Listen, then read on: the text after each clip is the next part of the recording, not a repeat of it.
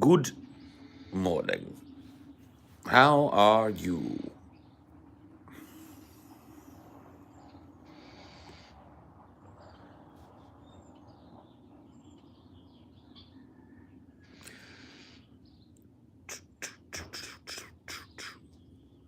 I've been fucking hoes and popping pillies, man. I feel just like a rock star. Cool shades. These are Amelia's shades. I just like them because they're big. They cover a lot of my face and make me look like Jackie Onassis.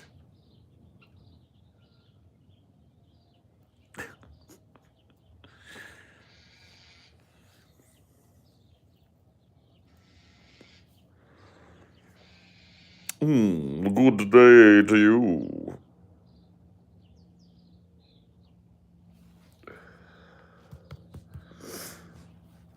What's the lounge act? Well, my act is called The Aristocrats. That's all I'll tell you.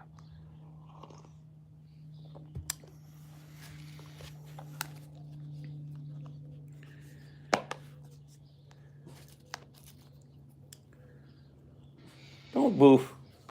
There's no need to boof or bark or chase today. Leave it alone. Whatever it is, it ain't hurting you or me, so leave it alone. See? See how that works?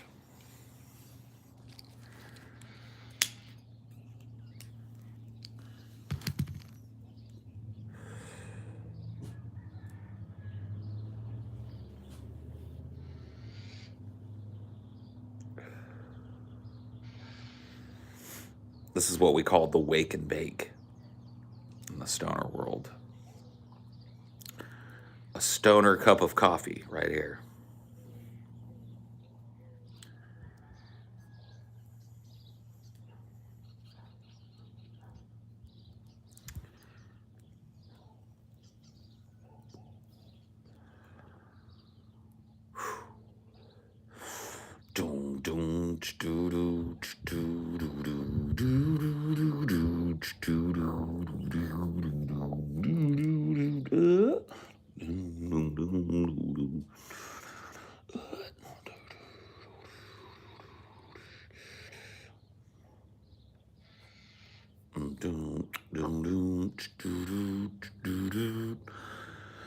Hey,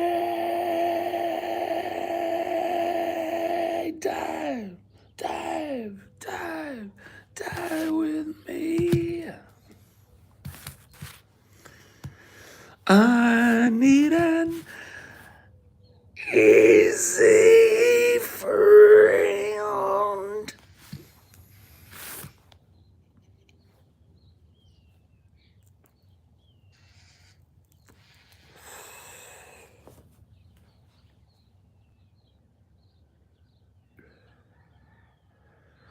I look hilarious with these sunglasses on.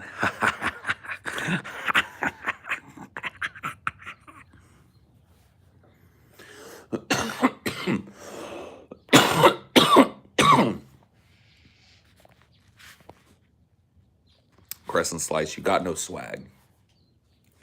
I can tell that you got no swaggetry in your life. Do you wear polo shirts? Is it not true that you wear polo shirts with the buttons all the way buttoned up to the top? Is it not true, sir?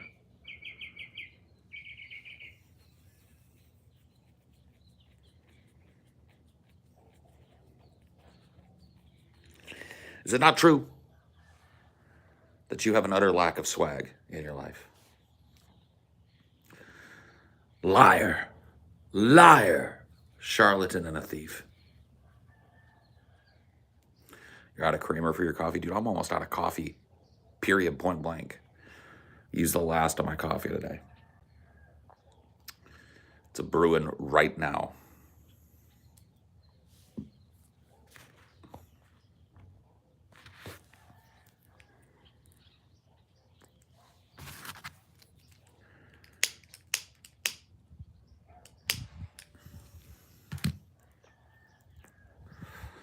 I got no passion. I got no patience. And I hate waiting.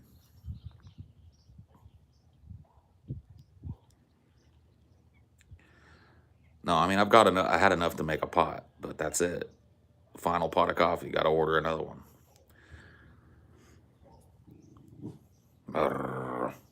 D, chill out. Be cool, Daddy-O. Be cool.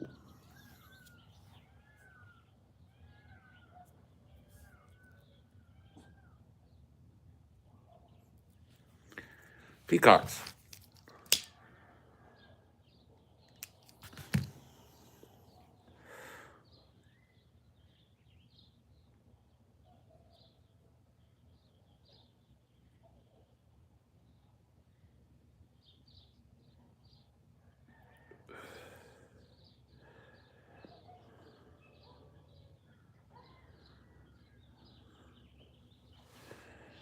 Woo!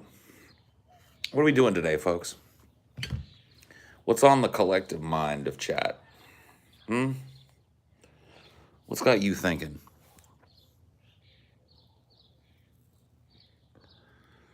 What's got you worried?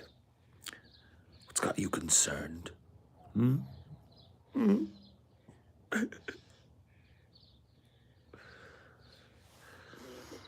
What's your worry? What's your concern?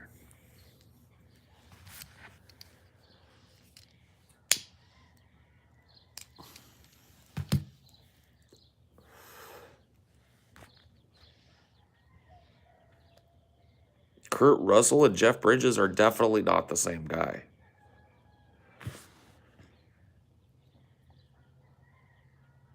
Just got back from your consoler? Your counselor?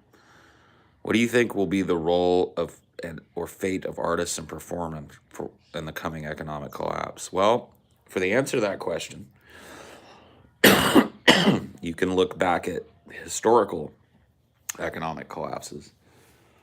The role of the artist becomes a balm on the wounds of society. As things get bad in society, people turn to escapism. And oftentimes that escapism is provided by the artists around them. So the role of an artist, always, is to help people contextualize their pain.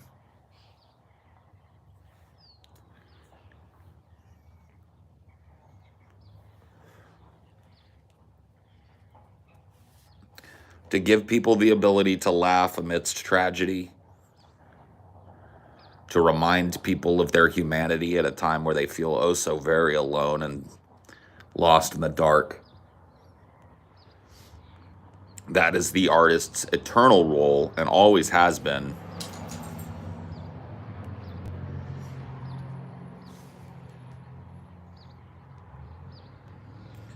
Was the Black Death a similar collapse to the one you're talking about? I'm sure it was. I mean, I didn't live through the Black Death.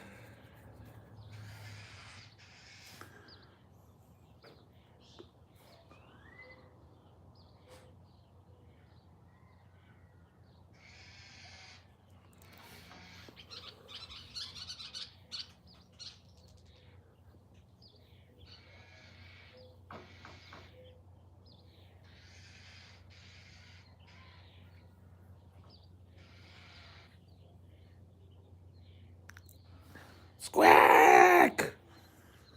Scrub Jays, please.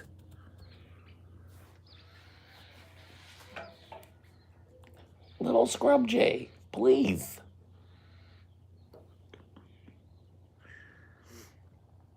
No,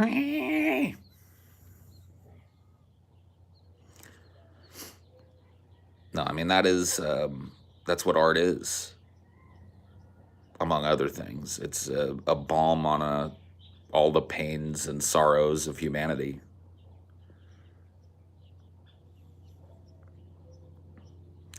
Hey, Paul, do you think we as a civilization have done anything better than hunter-gatherers? Of course. Have you ever stood in Manhattan? Have you ever stood directly on the altar of humanity's power and prestige? Right there in the heart of the city. You can feel it beating. You can feel it pulsing when you're there. You can look up and the sun is occluded by our monuments. We have harnessed our brains and our power to do absolutely fundamentally awesome things.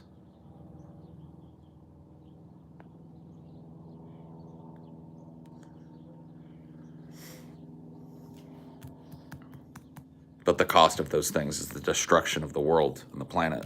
Those things are built on the bones of our ancestors and indigenous people, built on the bones of thousands and thousands of species, built on the bones of what used to be the ocean.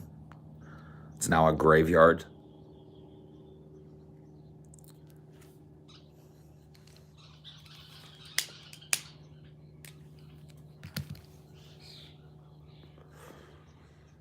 I have felt awe at what humanity has created.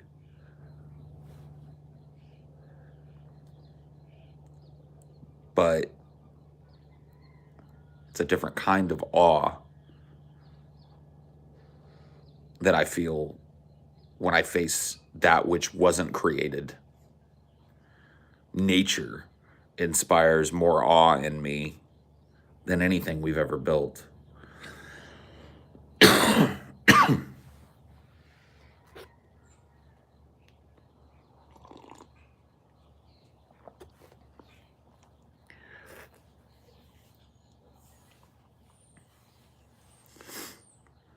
Because we're of it. When you look at a giant city, you're seeing nature at work.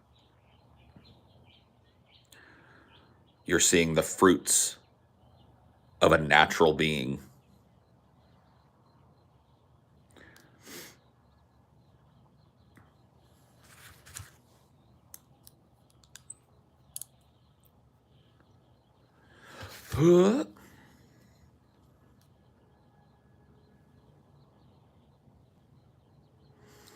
No confidence indeed, Jake. Thank you.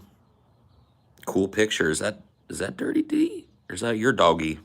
Doesn't quite look like Dinor, although he has a bit of a Dinor-ish look to him. Thank you for the $50, my friend.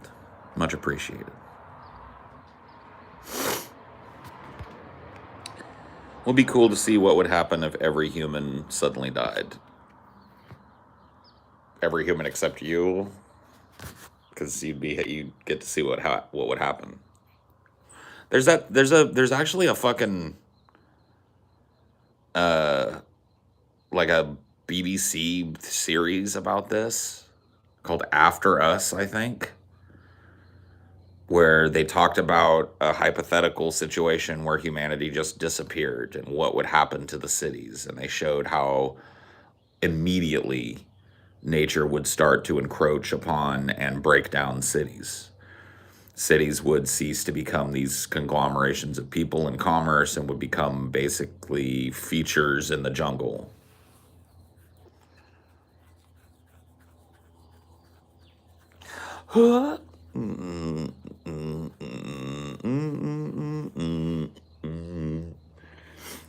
When the pandemic got really bad in Italy and the streets were empty, and that's true, animals started coming into the city. It was beautiful. Yeah, it would happen immediately. Like, it's actually a really interesting fucking docuseries. I actually don't know if it's BBC or if it's like a Discovery Channel series or whatever it was, but it's definitely it's really interesting. Like, if humanity if like a virus wiped us all out, it would be a matter of weeks before nature would reclaim certain parts of our cities, and a matter of years before our cities were completely and utterly just made into features of nature. So jealous when I always pop in your streams to see the nice weather. I hate living in the country that I live in. It's always raining. Yeah, I mean, well, this is California, so nothing you can, you really couldn't compete unless you were here. Everybody else in the United States looks at my weather and is jealous of it too. You know what I mean?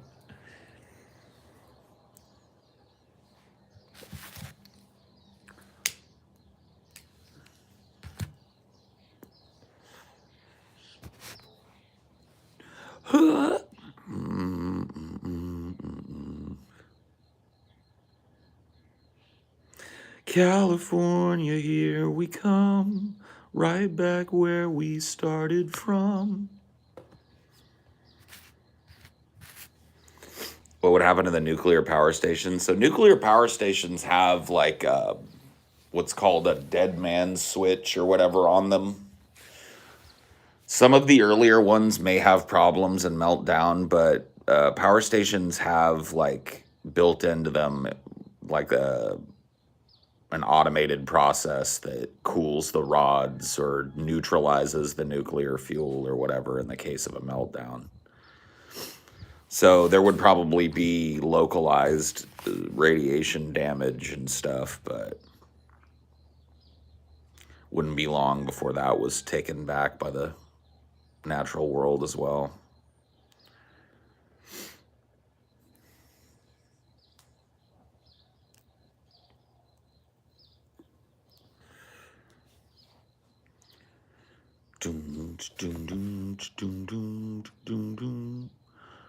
Hey.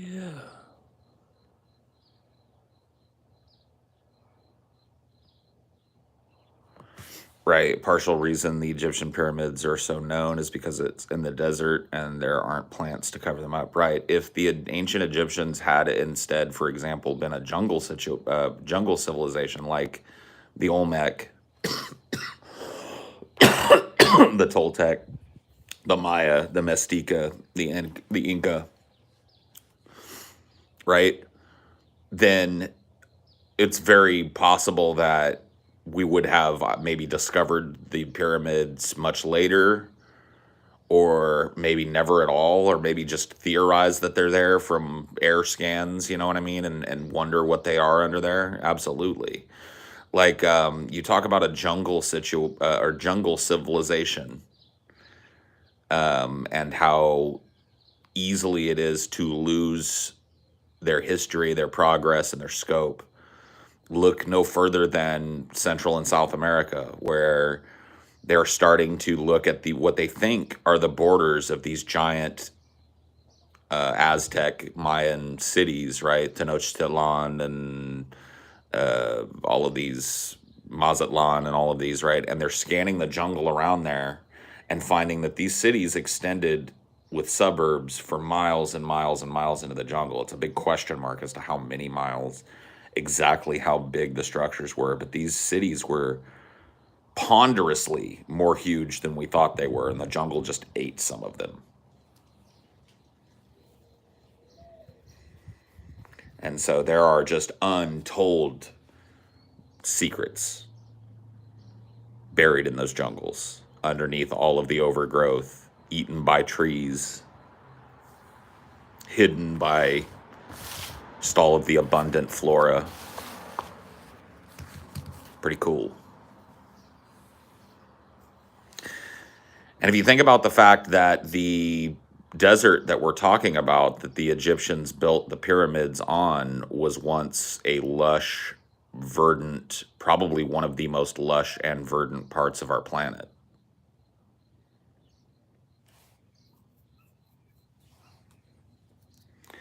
Who knows what time has eaten? Who knows what time and nature have sat down across the dinner table and picked at, you know?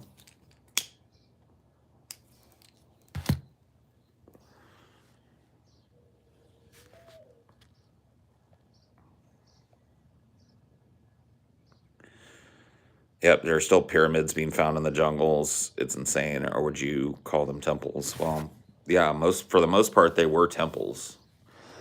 They weren't just monuments.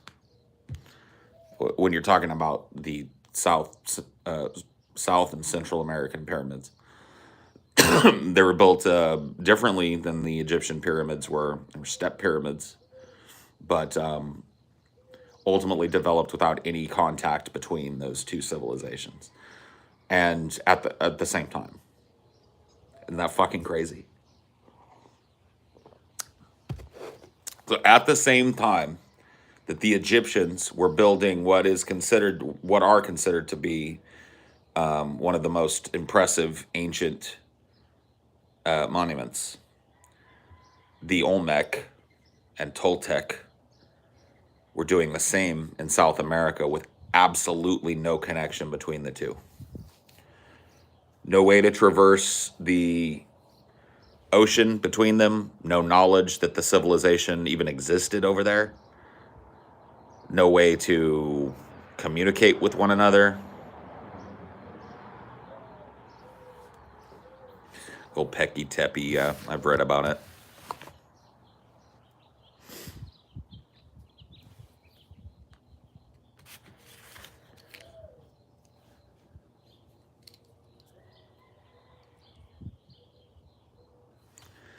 Aliens, bro. It doesn't have to be aliens. It just has to, like, I think we have to reconceptualize possibly when human beings started to manifest more modern sensibilities of monument building and shit. I really do believe that. I think that these two civilizations building these grand time-tested monuments at the same time, completely separated by time, leads me to believe that this was not humanity's first fucking foray.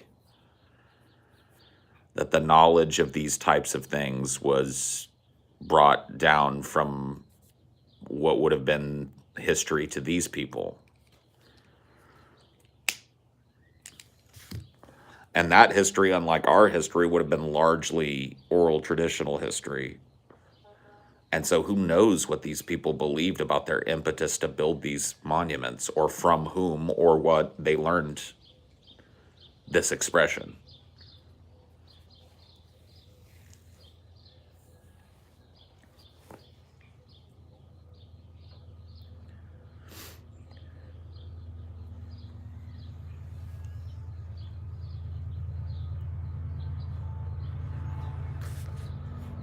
The step pyramid design is one of the most pervasive architectural structures humans have. I think it's because they are stable and symbolic of power and majesty. Sure, it's like building a mountain, right? Human beings must have, since we've existed, looked like I can very, very vaguely, but and see the snow-capped mountains and think that those things must have been built. They must have been shaped that way. And then it's only a matter of time, right? In my mind, at least, before humanity says, well, if I'm to show my power to my people, I'll build a mountain, right? Or I'll build something that they can wonder at, like they wonder at the mountain range.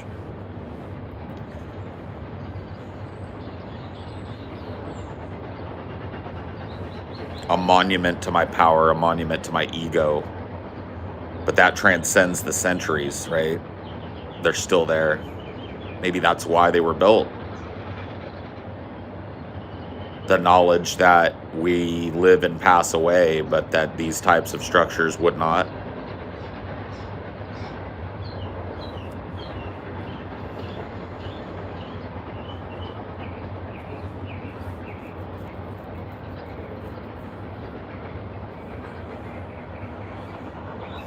I don't think people look back and laugh at the pyramids, though. Really, I don't think that people will look back and laugh at what we do. Like, let's assume that there isn't a collapse coming and that I'm just a hair on fire lunatic, right? Humanity is roughly okay. And another fucking 1,000 or 2,000 years goes by, right? and they start archaeologically finding the foundations of our old cities, or they find a ruin of one of our old cities that had been left in a nuclear zone or some shit, right? They're not going to look back at that and laugh at it. You know, they're going to marvel like we did at how advanced we were, how obsessed we were with building these monuments ever higher and ever more skyward.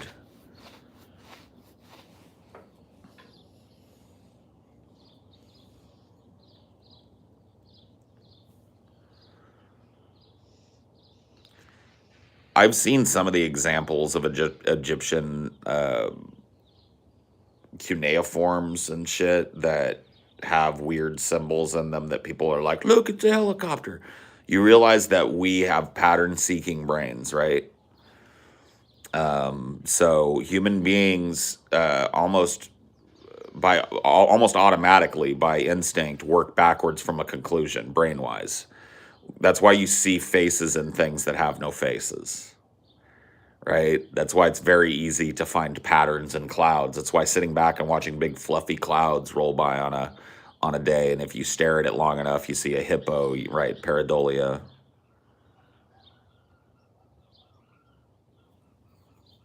Right, Jesus on the toast, the whole nine.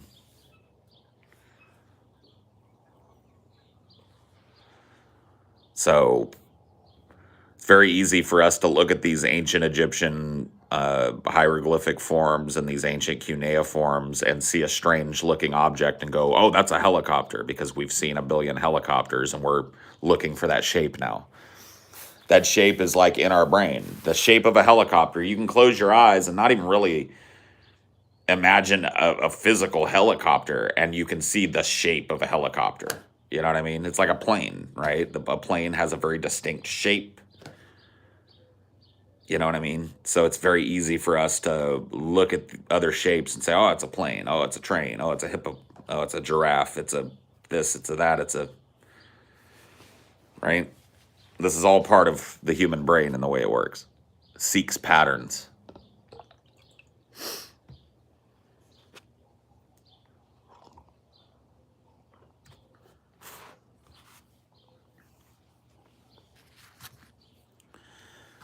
Right. So sometimes hieroglyphics, like if you fucked up and made a mistake in a cuneiform, you didn't just erase it. You just had to chisel over it or keep going. You know what I mean?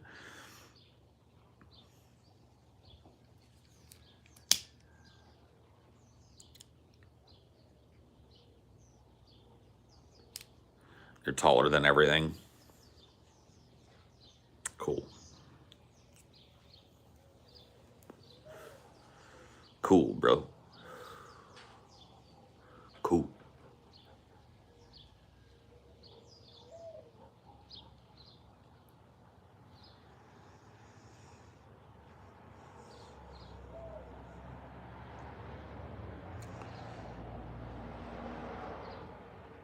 At any rate, it's fun to think about, no?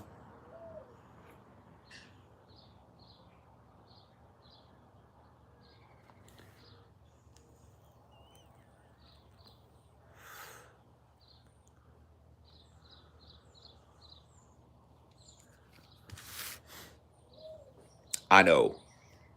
I like to think about those things.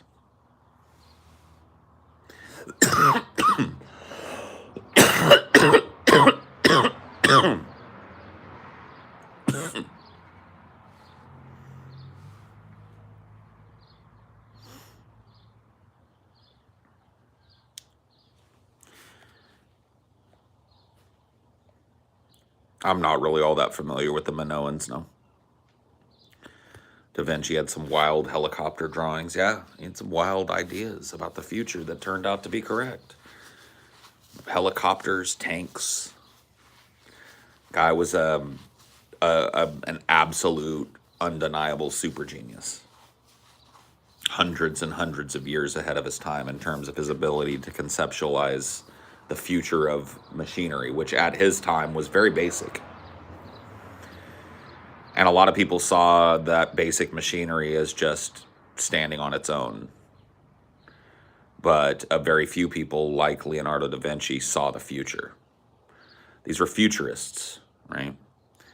They saw that these machines could become ever more complex, the components smaller, and that it might allow us to transcend some of the barriers that we had as human beings without machinery, like flying, armoring ourselves and moving ourselves without the need of a horse, etc. These types of things. Yeah, plans for a ballpoint pen. I mean, the guy clearly had, you know what I mean? He just had an ability to look at the technology that existed and to imagine applications of it that weren't possible yet. A forward thinker.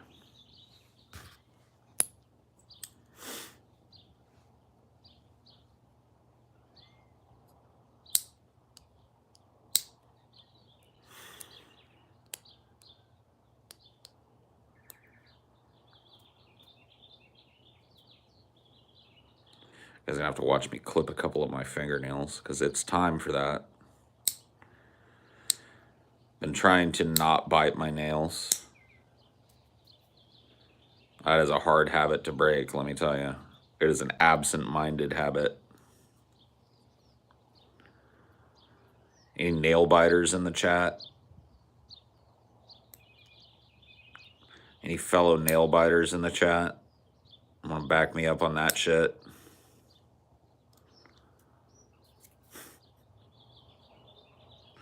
Sometimes I'll chew my fucking nails off on one hand and then not even realize until I'm almost fucking done chewing all the goddamn nails off the hand that I'm biting my fucking nails.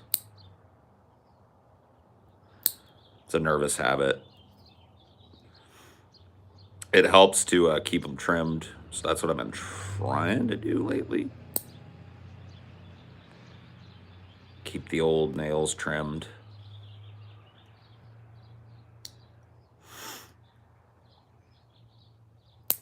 Got less of a fucking impetus to bite them if there's nothing there to bite, right? Get hangnails. Oh, I'm very lucky that I don't. I feel you on that. I've gotten hangnails before, but they're real rare for me, so.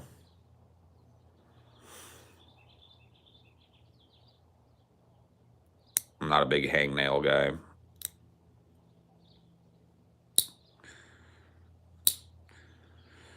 Dude, I knew a person one time that had, this was when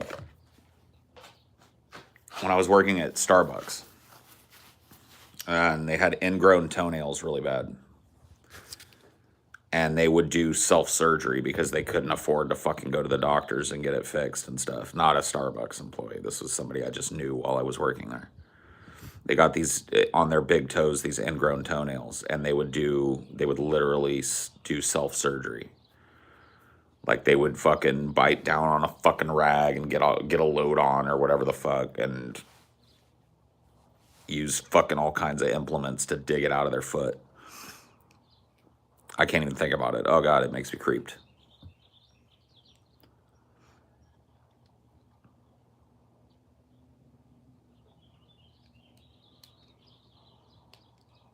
Yeah.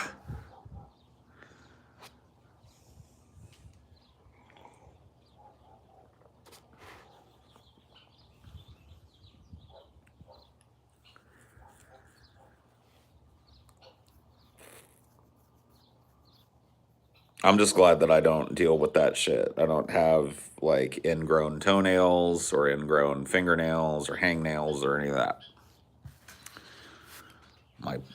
My nails are okay.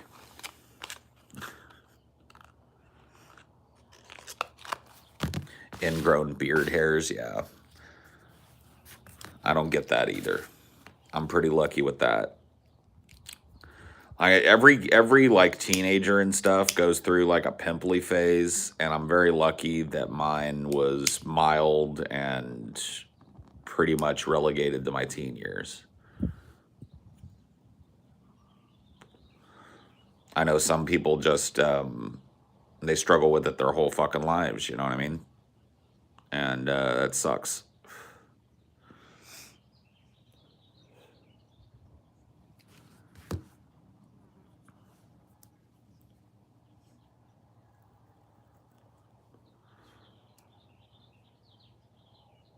Paul the pimple hater. I don't like pimples, man. I'm glad I don't. Like I had like a little breakout on my forehead not that long ago. And I was just like, I got so sick of staring at it. I'm glad it finally like healed up. But yeah, that it's been that way for me since I was about like, I would say like the acne outbreaks and shit that I would get where I would have 2 or 3 like real, because I would get pimples in like what I guess it's called your T zone. So sometimes I'd get one on my nose, or sometimes I'd get them on my chin. You know what I mean? This whole area right here was really my pimple zone. And but I would never get a bunch. I would get like 2 or 3 sometimes at worst. And then once I hit about 20 years old, that became getting one pimple every once in a while.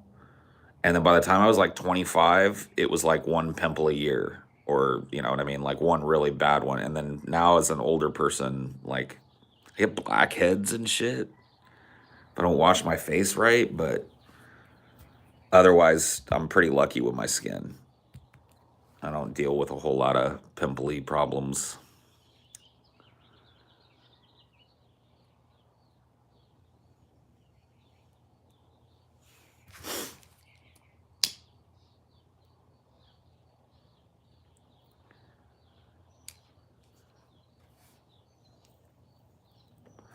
But it runs in my family, dude. I'm lucky I dodged it. I have an uncle. He's getting up there in years now, man. And he had it horribly when he was a teenager. Like horrible, horrible. I don't know what they call like really, really super bad acne. It's got a name. I had an ingrown hair above my crack. It was so painful. I had to get it surgically removed. And when you do, they burn your skin and it smells bad. It's a pilonidal cyst. That's not an ingrown hair.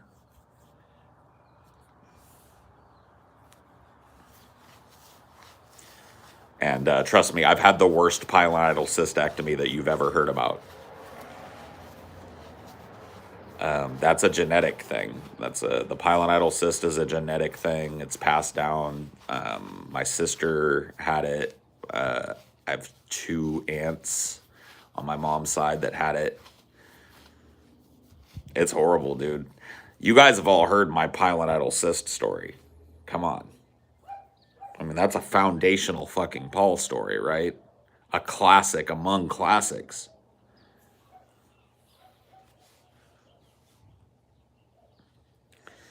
There's no way that you have not heard the legendary pilonidal cyst story.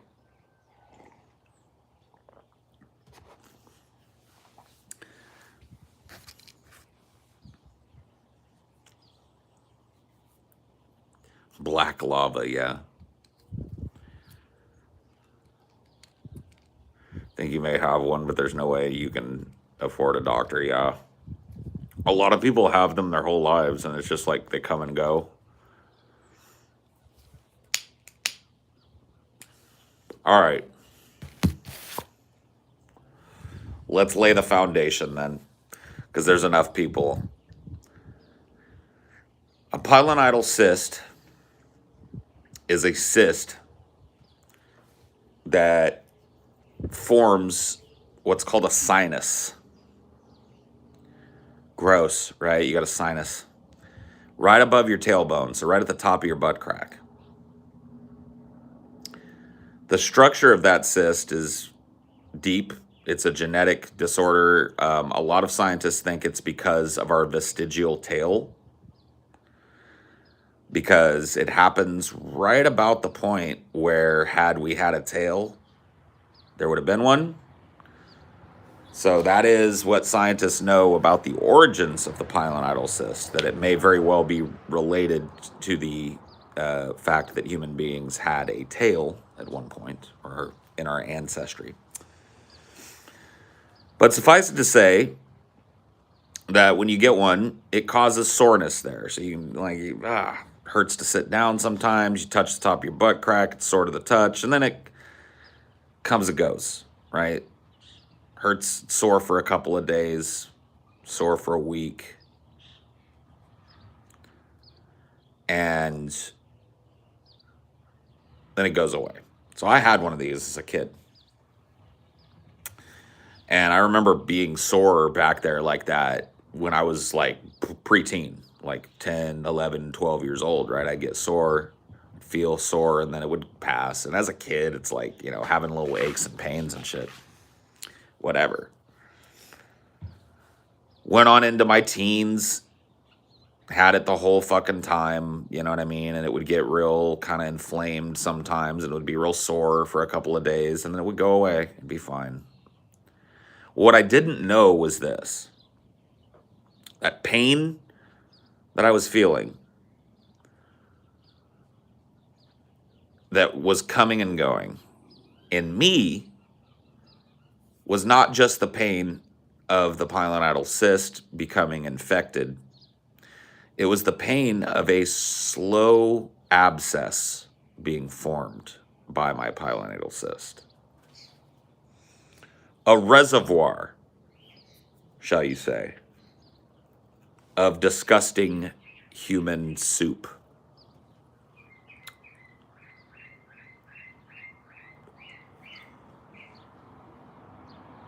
So, I was about 20 years old, and it's flared up, right? I was working at Starbucks at the time. This would have been the year 2000.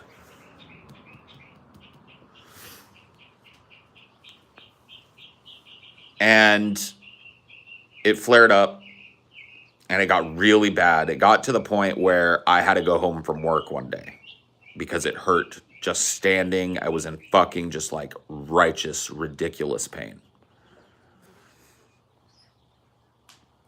Right? And so I went home. I found somebody to cover my shift. I went home, and I was like, holy fuck, man. I was just in pain. And I got in the shower, and I was in so much fucking pain.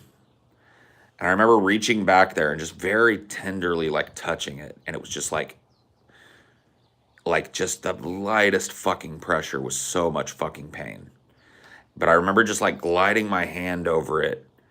And I felt like, I don't even know how to say it, like a second asshole. The sinus had dilated to the point where the tip of my finger could go into it. And I was like, what the fuck is this? What is that? It's at the top of your ass crack, right? I was like, what is this? What is this? So I'm in the shower feeling this shit out. And I'm like, oh my fucking God. Felt sick, the whole nine. I was just like, not well. And so I got out of the shower, and I decided I was going to try and take a look at this fucking warlock. My girlfriend at the time had a mirror, and we had one of those bathrooms that had two sinks in our apartment that had, you know, it was like mirrors for two people, and she had a mirror. So I used that mirror to look in the mirror behind me, and what I saw fucking almost made me pass out. It was black. That hole that I was talking about that I felt in the shower was black. Like, I'm not talking about like bruised or brown. I'm talking about dead ass, turn the lights out black. And I was like, what the fuck? And I reached back. Now you got to understand, the whole area around this is all inflamed and fucking tender and shit, right? I reached back with that mirror, so I'm watching myself in the mirror. I reached back, and I didn't even touch the sinus part. I touched like just a swollen part at the top of it. And that's all it took. It was like a volcano.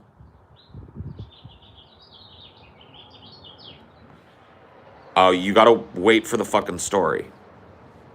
It was a volcano of black, disgusting smelling goo.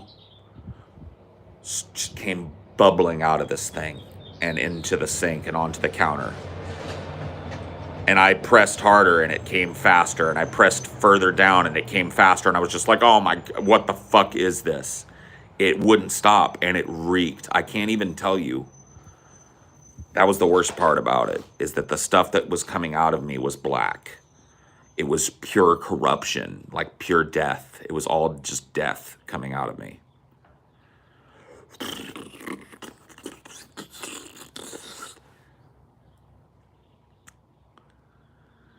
And so clearly I called the fucking, I went immediately to the fucking doctor. I drove myself to the fucking, I put my pants back on as soon as it stopped. Like I got it to a point where it wasn't completely exploding black shit out my ass. I put my pants on and I went straight to the fucking emergency room. And they whisked me in and looked at it and were like, okay, you've got a ruptured abscess and you're going to have surgery today. And I was like, fuck. And I remember them telling me how lucky I was. I was like, you are very lucky that this happened. This happened to me in Arizona. It's like, you're very lucky that this happened to you here, because one of the foremost surgeons that deals with pilonidal cysts is a resident here at wherever fucking hospital I was at. And I remember in the pre-surgical meeting with this dude, he told me, he said, you have one of the worst pilonidal cysts I've ever seen. You've got a massive, massive abscess. So you're going to undergo a very invasive surgery. We're going to cut you open. We're going to cut out diseased flesh. We are going to burn what's left with a laser and leave an open wound. This wound will have to be packed with gauze every day, and we'll have to heal from the inside out. We can't close you up. You will be closed up directly after surgery. So I was stapled up directly after surgery and remained that way for about a week. And then I went down to the hospital for a secondary procedure where they removed my staples, cauterized everything inside of me, and created this open wound.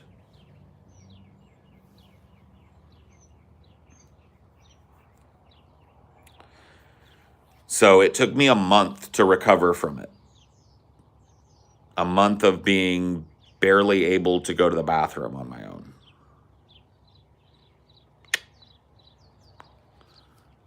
It was a nightmare.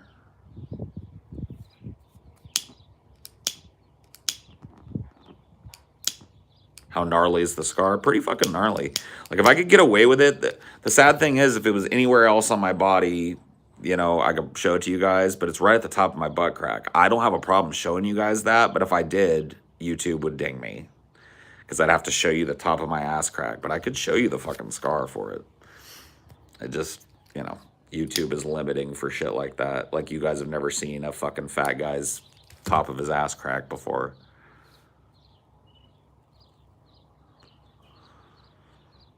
But it's a pretty gnarly scar. OnlyFans, yeah.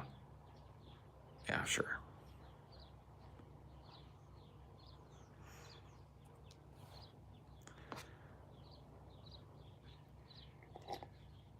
What caused it was, I was just unlucky. I had a pilonidal cyst, which, like I said, is a genetic defect that's passed down. So my sister had it. Like I said, I got 2 aunts that had the surgery. But typically it doesn't get as bad as mine. I was just very unlucky. Mine, in addition to being a source of pain for me and a localized infection, created a giant abscess.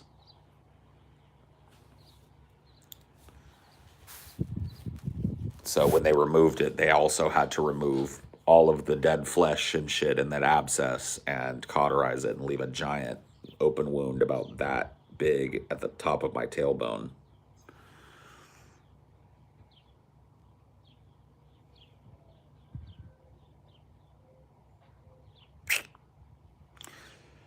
Pretty fucked up. I'm gonna go get some coffee and let Dino in. He looks pretty pitiful. What's wrong, Dave?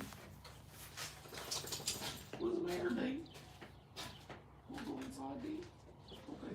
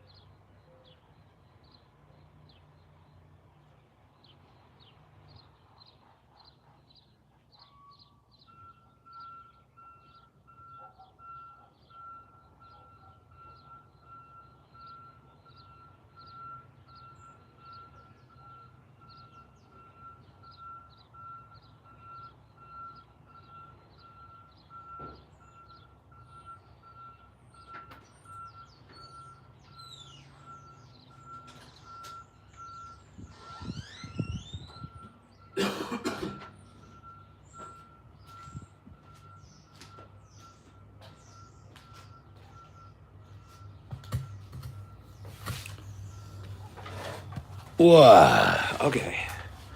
So if you guys go back a couple of shows on the channel, you will see the fruits of what I was talking about a couple of shows ago.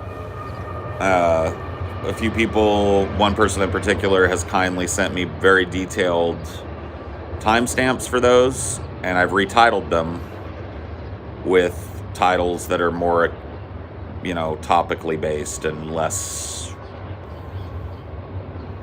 So you can go and you can look at those Highdeologies, and they have chapters now, where here's where Paul talks about this, here's this section, here's this section. And I think it looks pretty clean.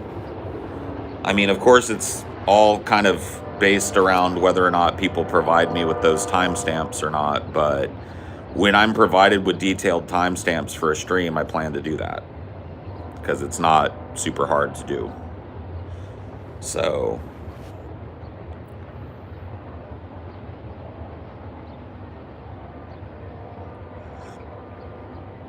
yeah, Habeas J, I believe, is the dude that's sending me the bulk of them. But yeah, cool stuff. So you guys can go check that out. Let me know what you think, like, as people that watch the show. Like, is that helpful? Is that something that's useful, being able to go back and find different things? Otello is, of course, linking one of those streams here. You fucking flies, man.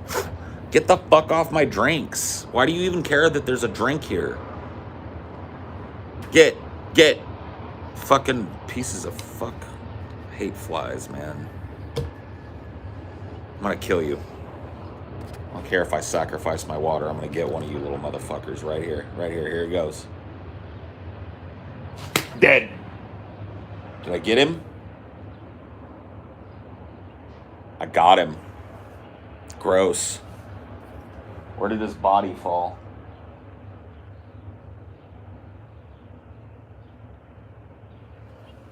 Little motherfucker.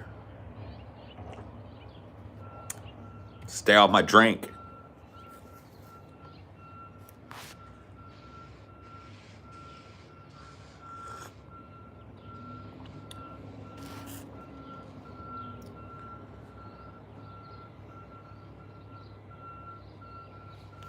Another big one, huh? Come over here. Land here. Land right here. Here. I'll put this right here. You can come land next to it. Land on it. See what happens to you, motherfucker.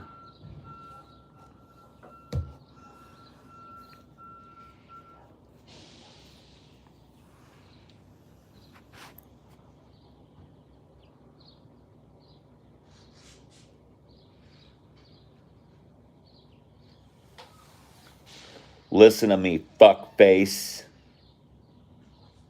You land on me or near me, I'm gonna fucking destroy you. If I were you, I'd go find a pile of dog shit and eat it. There's plenty out there. I wouldn't land on me anymore if I were fucking you. You've already got a short life. What do you live, like 1-2 days? You're a big motherfucker. It looks like you're about halfway through that. You want me to cut it short? Come land on me again. Now fucking shoo.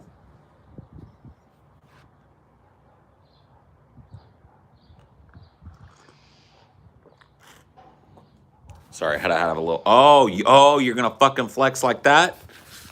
Okay. All right. Come over here then.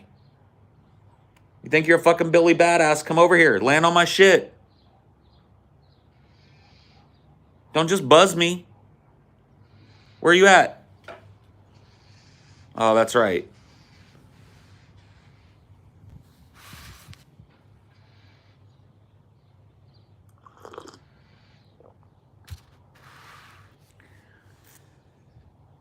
I already killed your homie earlier. He's right over here. He buzzed off. He got the fucking point.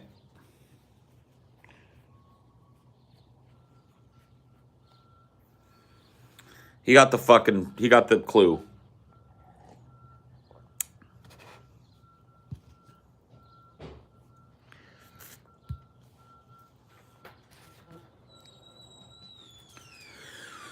So did Jamie have any better points that she couldn't convey over the chat? No, not really. Are you okay, honey? Yeah. You didn't burn yourself, did you? You okay? Yeah. You splooshed yourself.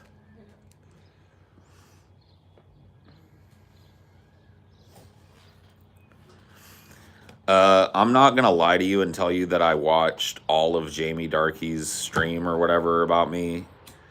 I put it on like 2x speed while I was timestamping the two fucking things we mentioned last night. I skipped around it a little bit because it just seemed like outrage, outrage, outrage, outrage, yell, yell, yell, which is like why I wanted her to make a video in the fucking first place. Because she went immediately to like, hey man, come make content with me. And I was like, no. You show me that you can make something, an argument that's worth my time. And unless there's some nuance that I missed in the chunks that I didn't watch or what I skipped over, it looks like just like elevated outrage the whole fucking time. And I don't need to go sit in a room with Jamie to do that. So, you know, I'll go back and watch the parts that I haven't watched or whatever in good faith. I did ask her to make the fucking content. But from my first and second foray into the long fucking stream, which is 100% about me, it just sounds like a train whistle. Ooh, like one of those old work whistles that gets louder the harder you pull the chain, you know? You know, just whatever. Has kind of a very like preachy tone to it, and it's, you know, whatever.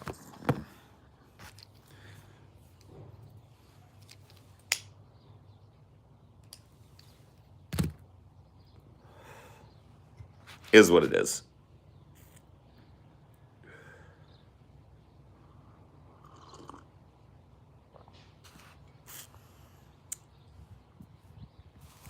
But I was definitely like correct in my assessment that I needed to see what kind of argument she was going to present to me before committing to going on a fucking show with her.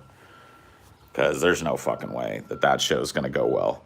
If she comes at me even with a 25% of that, it's just going to be the two of us yelling at each other for a fucking hour.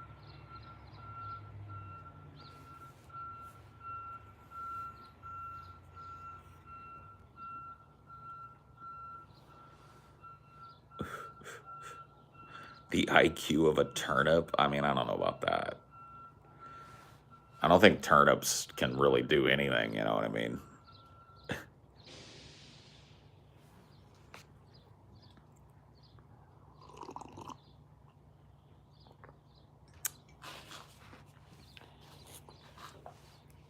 Shout her down. Shout her down. Nah, man. I got other things to raise my blood pressure about.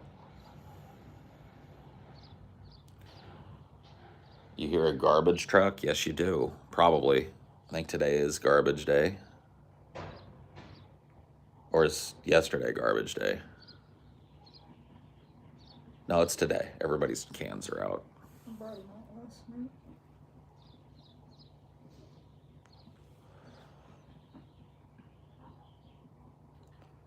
I see a dude like trying to get that last minute garbage can rolled out right here. He hears it too. He's like, oh fuck, man, it's garbage time. It's peanut butter jelly time, man. Did you leave your bins out? Yes. If they're working their way this side of the street, they'll come and get my bins right now.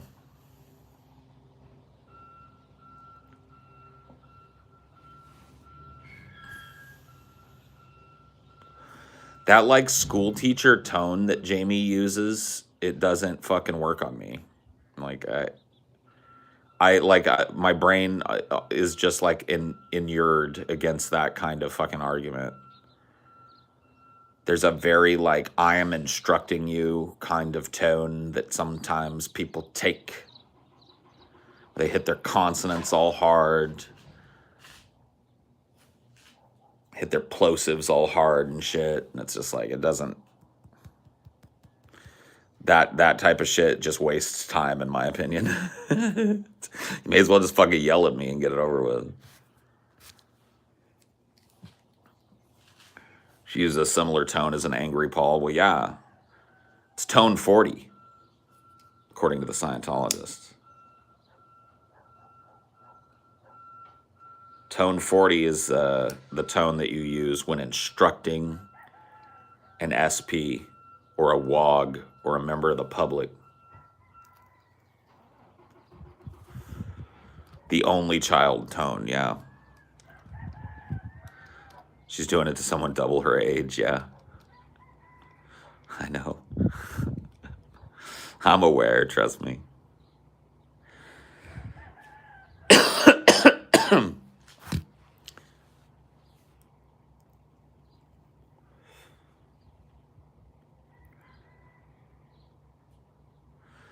Yep, tone 40.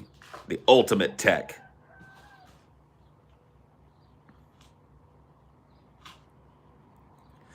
No, I'm just too well versed in yelling and screaming and like the language, and this is kind of sad, honestly. Not to have a little pity party for myself, but the language of human anger is so, I'm so fluent that those types of things are just theatricals to me.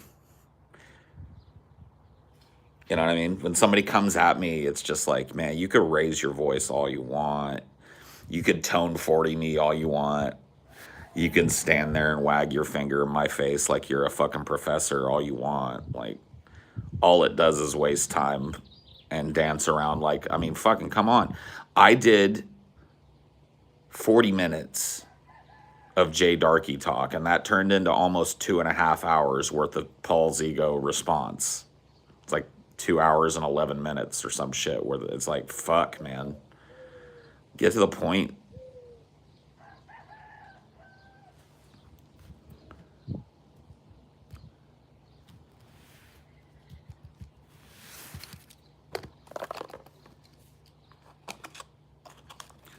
Get to the point. Let's roll another joint. You don't know how it feels to be me.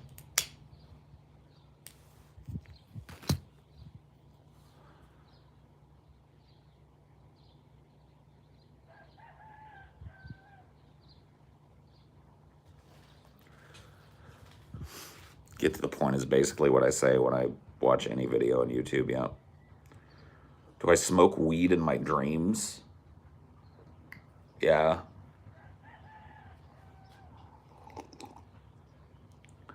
Like, not always, but I remember having like smoke sessions and stuff in my dreams. Hitting like a bong that nobody ever has to refill due to dream logic, you know what I mean? It just keeps rotating around between people and nobody ever stuffs it.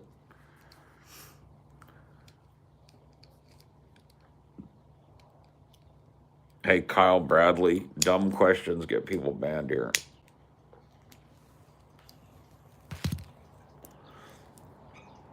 That's tone 22. Directness.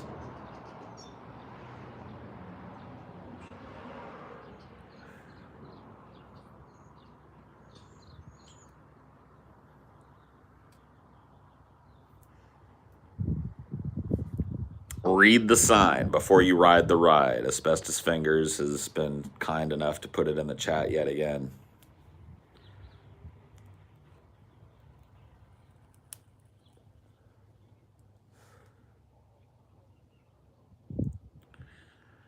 You want to participate, them's your rules. You must be this tall to participate in Highdeology. Favorite instrument? The piano. Far and away. If I could play any old instrument, like if I could just choose to play an instrument, I would definitely learn the piano.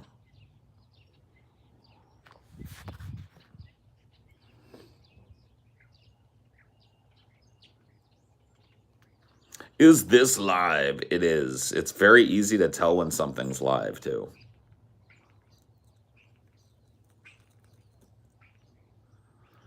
So let's get to the point and roll another joint. Let the radio play.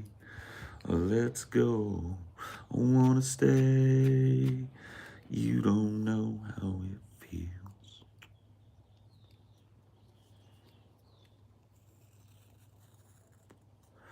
Can you cook better than TJ? It's entirely dependent on what we're cooking. TJ knows how to cook some things that I don't even know how to touch. I have a feeling that if you gave me and TJ two relatively identical fillets, right? And we're like, cook these up.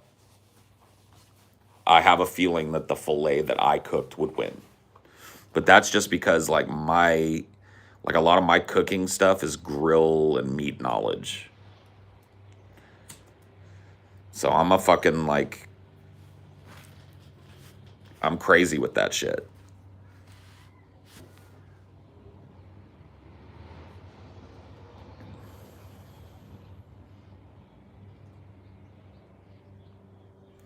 I haven't seen a bald eagle here yet. Next time somebody asks, is this live? Answer, no, this is pre-recorded with a straight face.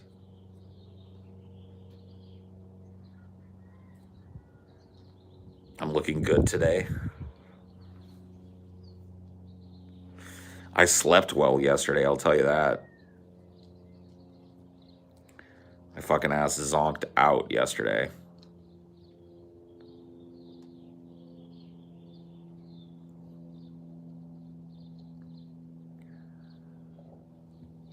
What you think, D?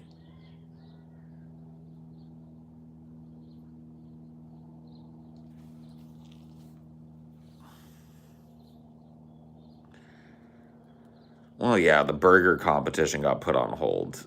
We were planning a burger off between TJ and Scotty where they were going to do a blind burger test, right? And I was going to be presented with two burgers and I wouldn't know who cooked which. And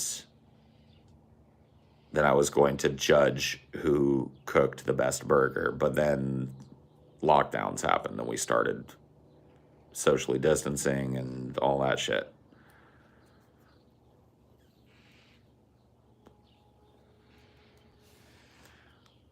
But not to reveal too much, but suffice it to say that the guys are now fully vaccinated, as am I.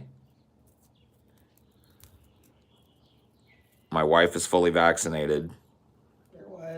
Their wives are fully vaccinated. And so it has now, in my mind, become relatively safe. Now, to be frank, I need another week or so before I'm like the vaccine is fully locked in or whatever. But for the most part, I'm covered. Within a week or two, it's safe for me to fucking travel if I want to. And that means that getting together with the guys becomes a distinct possibility. And I'll leave it there.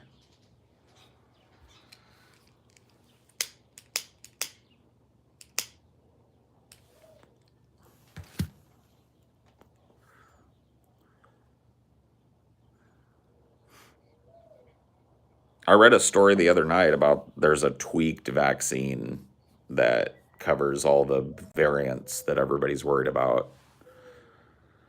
It'll probably be a booster shot that we all have to line up and go get in 6 months or some shit. And then 6 months later, we'll probably have to go get another booster shot. And it'll be one of those things we do once or twice a year, like the flu shot, forever.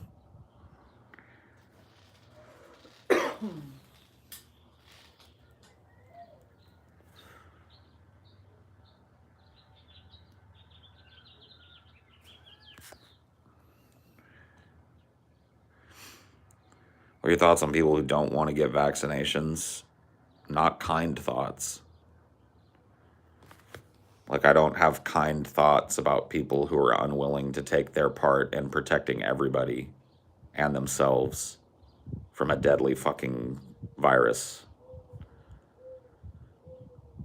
I think that most of those people have very, very selfish reasons for not wanting to get fucking injected.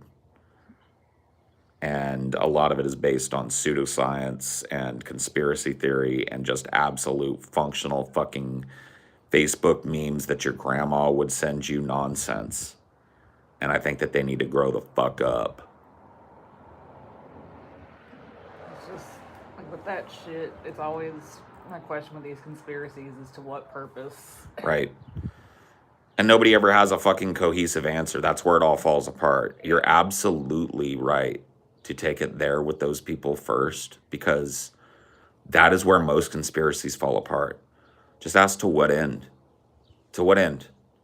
And then you get a bunch of fucking nonsense gobbledygook with no basis in reality. They're trying to fucking impose Sharia law. They're trying to fucking... Mass depopulation. Yeah. It's just like, what? Dude, the way this economy works, mass depopulation wouldn't work at all. It benefits literally no elite to have less people. Right.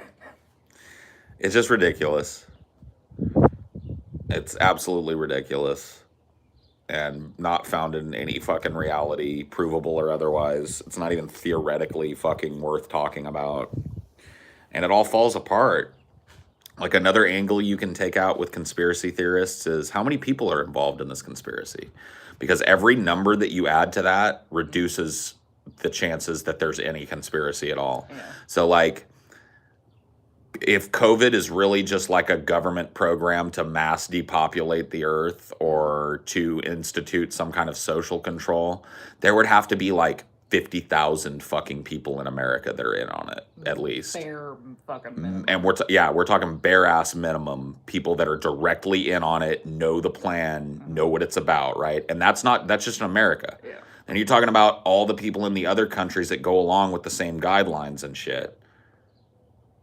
And you're talking about a global conspiracy that involves like 1.5 million, 2 million, 3 million, 4, 5, 10 million people. And nobody's... It just makes no sense. It makes no sense. It's the same thing with like 9/11 conspiracy theories, like some of the more ridiculous ones. Now, here are the... Like, we've talked about this before, but to give you a refresher, here are the 9/11 quote-unquote conspiracy theories that I quote-unquote believe. Number one, I don't believe that Flight 11 was heroically driven into the ground by a group of passengers. I believe it was shot out of the air, because I believe that its target was known, its trajectory was known, it was heading for the White House. These other planes had already hit, the fucking jig was up, and I think that a call was made to shoot that plane down and kill everybody on board. And that's that, okay? I believe that there's merit to that fucking quote-unquote conspiracy theory.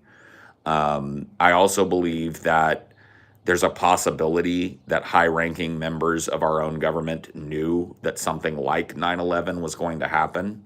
I don't necessarily believe that they were involved in planning it, but it's not even really a conspiracy. George W. Bush, months before 9/11, was handed a memo saying that Al-Qaeda was aggressively searching for ways to infiltrate airplanes and use airplanes to attack buildings. It was willful ignorance. Right. It isn't even really like conspiracy. It's just absence of action. Absence of action can be a conspiracy if you know that the action that you refuse to prevent is going to create a climate. Mm-hmm. So I believe that was ignored because they knew that a terrorist attack on American soil would be very useful for the neoconservative movement to colonize more of the Middle East and to further entrench war powers in the executive. Exploiting a situation doesn't mean that you have any role in it. Right. So how many people are involved in that? 5 or 10, maybe. Yeah. You know what I mean? The president's closest advisors, the top national security advisors that had clearance to read this memo. That becomes a believable cabal of people. And it really is. not the same thing as planning something. It's like going, oh, we'll ignore this, and if it happens, we'll use it. That's different. That's different than like intricately planning. Like there are people that'll straight out tell you with a straight face that there were thermite charges planted in the towers. So like the towers were prepared to fall, and that there were people involved in the government. It's just like absurd. Or the conspiracy, like, oh, it was all to cover up some evidence that Right. they just couldn't get rid of any other way. They couldn't get enough shredders to fucking do something. Yeah, it was a Building 11. That's Yeah. the Building 11 conspiracy. Building 11 also collapsed that day, but like there's no other better way to clear documents. Right. It was filled with a bunch of fucking documents from federal prosecutions and like tax documents and shit. A fire. It could have been a fucking. It could have been a million fucking things that are easier than a fucking 2 planes.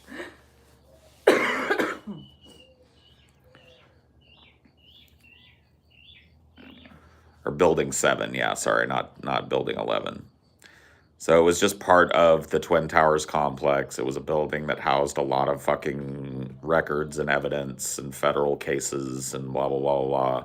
And it was kaplooped.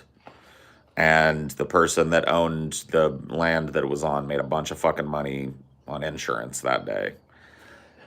Which I'm sure fucking anyone does if something literally fucking crashes into it from the sky. Well, yeah, I mean, the people that owned the interest in fucking the Twin Towers made a fuck ton of money on that day. Yeah. In my more naive days, I believed everything hook, line, and sinker from the Zeitgeist movies. I mean, yeah. One conspiracy, I believe, is JFK. There's evidence that shows the whole event was a fatal mistake caused by Oswald's shots that day. I mean, I don't know. I do know that the JFK story as presented don't add up. That's all I know. I don't know whether that's just like investigatorial ineptitude, which is totally fucking possible. Like just pin it on someone, anyone, and get it. Right, because it was. You got to understand, this is a horrible event. A man that had been elected president that, quite frankly, was loved by his people for the most part. There were people that hated fucking Kennedy's guts, but as far as presidents go, people loved him. He's shot brutally in the fucking street in the middle of an American city. You can't have that be ambiguous, right? And so it could have been a combination. And like this, to me, is the Occam's razor example of what happened to Kennedy that day. Expedience, because they knew that the American people were going to demand immediate justice. And just maybe like fucking investigatorial laziness, investigatorial quickness, skipping over leads. I mean, that happens all the time, like with any I'm sure there's fucking thousands of people that just got pinned on just to shut down the story real quick. Well, you heard, like, so we were watching True Detective. Yeah. And you remember how their boss, Pentania, was constantly like, you ever clear a fucking case, went cold 2 weeks? You know what I mean? There's this impetus. You gotta fucking find who does this now. And that's actually based on evidence. Yeah. If there's a murder, if it's cold for longer than 14 days, the chances of catching the person that did it exponentially fall. But it's also driven by a desire to quote unquote clear cases. Those numbers, there's a murderer is caught, sent to the fucking court. That's a number in favor of your police department. And so there's all this impetus. You got to imagine, this isn't just an average murder. This is the assassination of the most powerful man in the world that happened in an American city. There's going to be huge international pressure to immediately have the culprit, to immediately have a narrative about what happened that day. Within their own circle too. Like I'm sure a lot of fucking other people loved Kennedy and like, you gotta find him right fucking now. Right. So there's a real fucking impetus to rush things. And that very well may be at the heart of why the Kennedy assassination story as it's presented makes no sense. But even that doesn't mean that they planned it, just that they fucking wanted to clear it. Well, I'll be honest with you. There's some shit about that day that lead me to believe that this may not have just been a whack job or a couple of whack jobs, that there may have been a concerted conspiracy to murder Kennedy that day. One fact that a lot of people are fucking unaware of, because it's not taught to you in the history books, is that Lee Harvey Oswald was a CIA spook. Mm-hmm. He was a Russian CIA spook. Mm-hmm. And this is like huge news, right? This was a government operative. Now, he may have gone off the reservation. He may no longer have been on active duty. But when you're tied in with deep cover infiltration shit in another country with the CIA, you don't typically just leave that life as a young man. Mm-hmm. So here we got this young man who later on we find out is a total fucking CIA spook. Mm-hmm.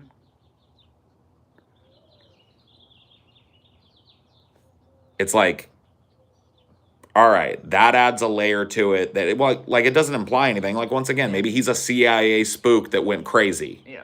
But the fact that he's... assume about the Vegas shooter, maybe. Right. But the fact that he's directly attached to a shadowy government organization that does assassinations and shit all over the fucking world. The fact that that doesn't come up in the official story. It's like people... Law enforcement, the CIA and the FBI would have been all over this, and the CIA would have known immediately Lee Harvey Oswald is one of ours. Yeah. That never comes out in the news. Or not. I mean, they're fucking really separated, so... The CIA would have known. Yeah, the CIA. The president was just killed. Somebody at the CIA that had knowledge of his op would have known he was an active fucking CIA agent. The other police involved. Right, no. Completely fucking ignorant. But that's what I'm saying. The highest level of investigatory fucking crime solving in our country lied to us or omitted a huge element. Yeah. Then there's magic bullet theory. The official story is that Lee Harvey Oswald got off fucking 5 shots and hit 3. And all of them were center mass or headshots from a pretty insane distance on a moving target. The evidence shows that some of those bullets did U-turns. That doesn't imply that it wasn't Lee Harvey Oswald. What it implies was it was Lee Harvey Oswald and a number of other people from different angles. And if that's the case, then it almost implies some sort of collaboration at the presidential security level. Yeah. Because these high areas overseeing the area of the parade should have been sniper nested immediately. And would have been, even prior to this. Yeah. We'd had successful assassinations in this country. Yeah. The Secret Service existed for a reason. Yeah. But all of a sudden, on this day, none of the protocols are followed. The president is just... Another thing that maybe could have just been allowed to happen or something. So, I don't know. I love fucking... what I learned about Woody Harrelson after True Detective, that his dad claimed to shoot Kennedy. Yep. They had a bulletproof roof for that limo. Yeah. Those limos, even back in Kennedy's day, were designed as basically tanks. Yeah. CIA, the Secret Service decides not to use it that day. Mm-hmm.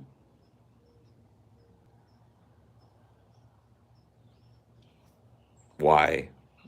And then, of course, there's the fucking mafia conspiracies, too. Of course. Cubans. Yeah.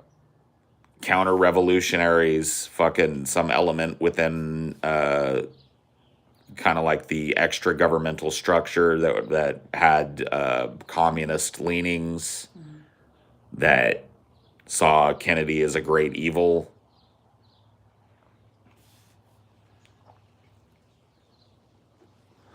I'm not saying that it was. It could have just been a crazy guy, but if you look at the fucking evidence as it's presented, you look into the past of Lee Harvey Oswald.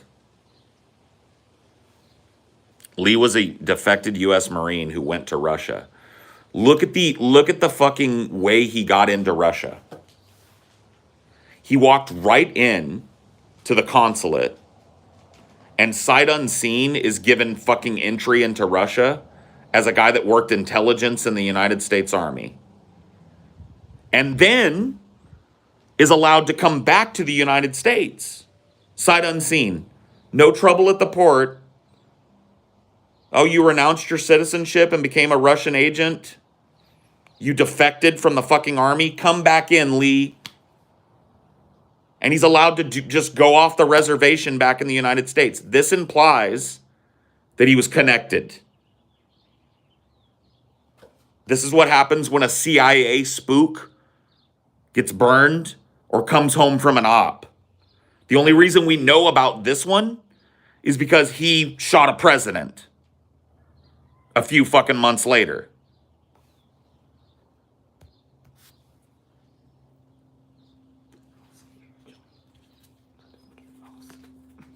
Lee Harvey had all kinds of ties, provable ties to these communist operations that were clearly, like, the government at this point was doing fake communist operations to infiltrate these terror cells or whatever.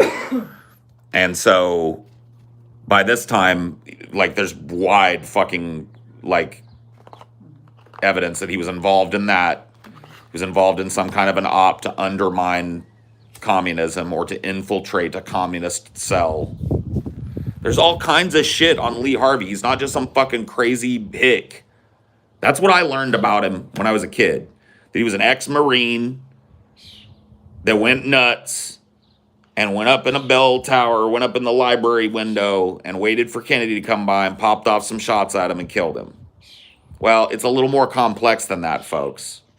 You don't defect from the American military, go to Russia and renounce your citizenship and get asylum and eventual citizenship in Russia, live in Russia for a number of years, and then just show back up on American soil with no fucking paper trail. It just doesn't happen. Unless you're talking about a fucking spook. Which there's wide fucking proof, or at least fucking anecdotal proof, that Lee Harvey was connected to that. Dude spoke fluent fucking Russian, several dialects. This is not just your average. See, what we're told about Lee Harvey is that he was just an average fucking Marine grunt. Discharged. Blah, blah, blah, blah, blah. Shoots the president. That ain't the truth. The fatal error theory is that the CIA agent riding behind accidentally fires his gun in response to Oswald and kills Kennedy. CIA covers up the mistake and Oswald is already there. Blame him instead. Sure, maybe. Who knows?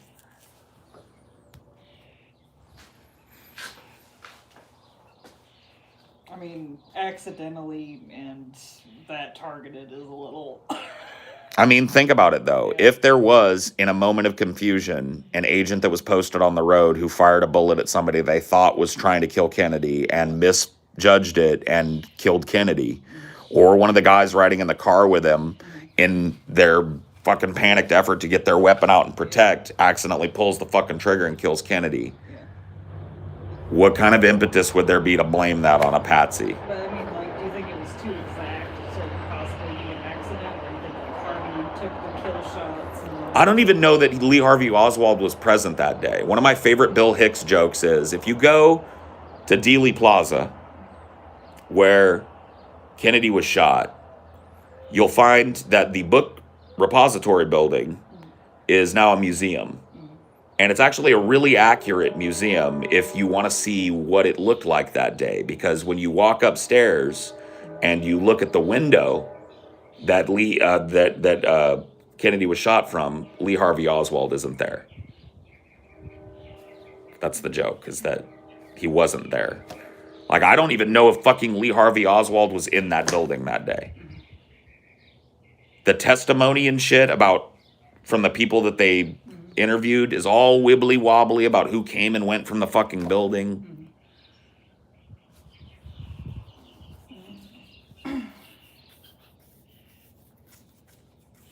So we're just fucking speculating. We're not like calling on the government like reopen it, reinvestigate it. I am. Yeah. Yeah, dude. Reopen the fucking Kennedy investigation because the trial was a sham. Dude, Trump would have gained so much clout if he did that. Right. Then think about this. The most infamous man in the world, we have him in our custody. And a big, fat, well-known gangster named Jack Ruby walks up and pops and kills the fucking guy as they're moving him from one fucking place to another. How convenient is that? Dude never has to testify. We never get to hear what he says. Never gets a chance to defend himself against any of the allegations. Perfect patsy. What the fuck did Jack Ruby kill Lee Harvey Oswald for? And he knew that there was like a ton of fucking rats and shit and that. See what I mean? Yeah. I don't know. It's just filled to the brim with nonsense. And it's like, okay, one fuck up. All right. Two fuck ups. All right. 3, 4, 5, 6 complete fuck ups. So you start to think like, all right, this is a perfect storm. Like, how would Lee Harvey Oswald, if he was just a nobody, know that that fucking window was going to be unguarded and unoccupied? Yeah. How would he know that? Was it just a target of opportunity? Did you just hear about it and see that window and go like, I'll go check up there? No. This is like, what is this? What are we thinking here? This is not just like Joe Blow walking down the street got sniped. It's the president. Everything along that parade route was fucking watched by agents. Military.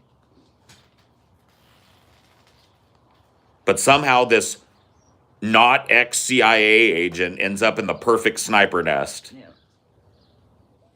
And then gets away. Has to be caught later. Yeah. I mean, to bring it back full circle, too, it's like both of these that you talked about, there's clear ends. There's no fucking clear end goal to fucking COVID. Right.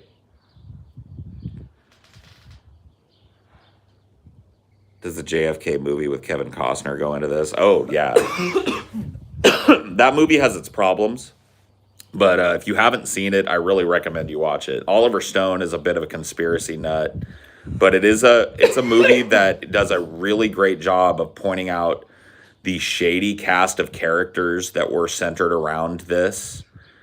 The weird inconsistencies of the physical evidence from that day. The weird inconsistencies in fucking Lee Harvey Oswald's past.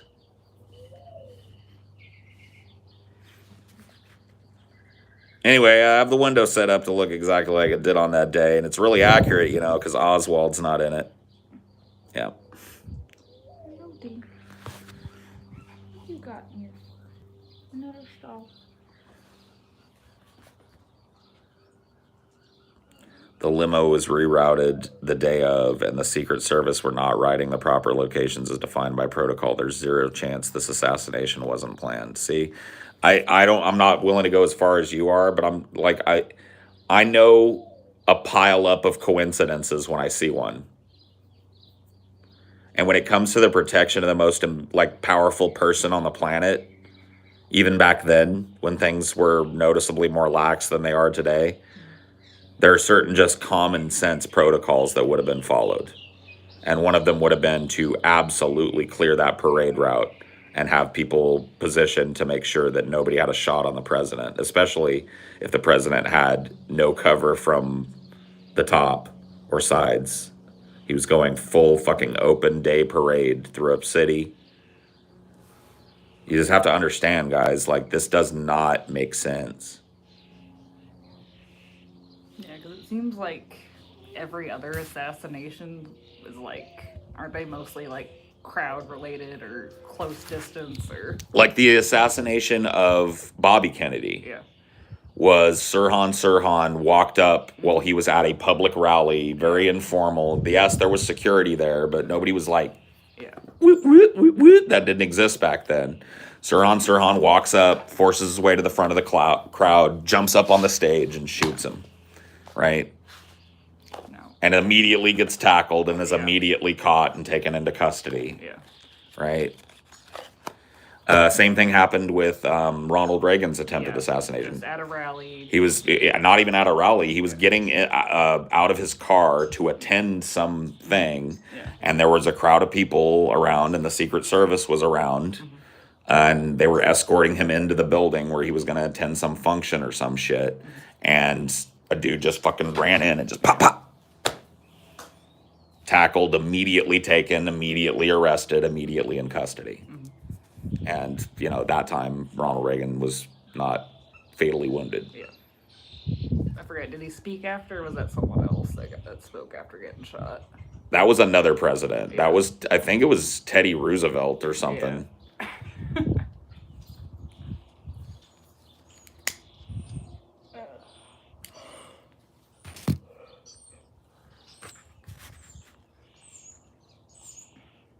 Why the Kennedy family?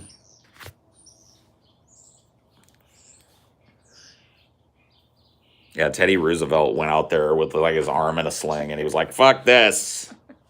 They're not gonna fucking stop me from talking to you today." Yada yada. I'm fucking goddamn Teddy Roosevelt. There ain't a bullet been made that can stop me. Yeah. No, Teddy Roosevelt was definitely a very decorated fucking. He was a Officer, military person, and just like at that time, an officer and a gentleman, right? And so he had a fucking way about him. I don't think Ronnie Reagan was rushed into his car and rushed immediately to Cedar Sinai or whatever the fuck it was, and immediately, you know, he spoke after.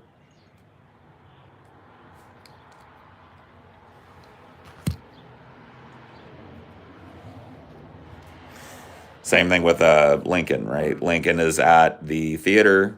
Close range. Right. The assassin walks up behind him, puts two in his head.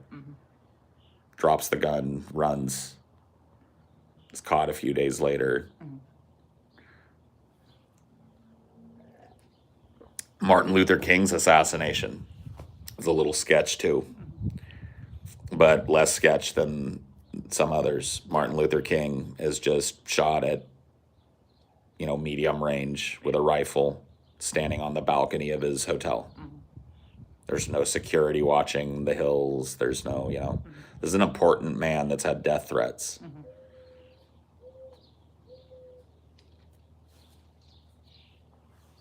It's definitely less sus, because no one was gonna fucking give him a government detail to protect him. No, but that's what makes it sus. Yeah. Is that the government knew that this was a social figure that had multiple death threats and was not willing to commit anything, local police or otherwise, to protecting him. So it's almost like another one of those allowing something to happen kind of things, right?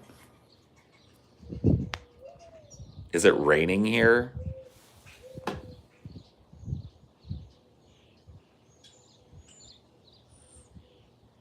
Is that a paddling? I want to ban him. Yeah.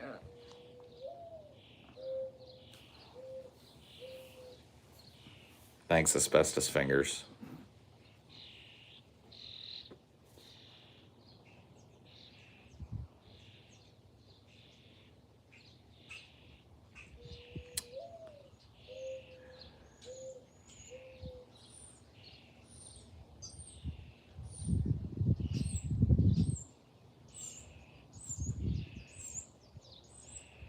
Your education seemed to paint Malcolm X in a certain light. Let me guess, was that light like urban terrorist? Yeah, the Malcolm X. Violent extremist? The Malcolm X thing is like a whole different thing. There's definitely theories that like his own organization wanted to get rid of him. There's theories about fucking MLK too. Yeah. The government had huge impetus to shoot that man. He was leading a peaceful revolution against the fucking government and demanding that the government change war policy, change Jim Crow policy. No, I'm talking about like with Malcolm X, like the Nation of Islam itself Right. had definitely like fucking history of The Nation of Islam itself has a history of shady connections to other organizations. yeah. And so there's, yeah. I mean, fucking just all of these people, all of these fucking icons somehow end up dead. And everybody goes, like, oh, it's just, whatever. It's like, do you know, like, how it's a 1 in a million chance for you to be a person like MLK or like Kurt Cobain or whatever? And then what's the chance, you know what I mean? Like, and people just shrug it off. They're just like, well, yeah, that's what happens. Somebody got shot, It's like, how many Kennedys?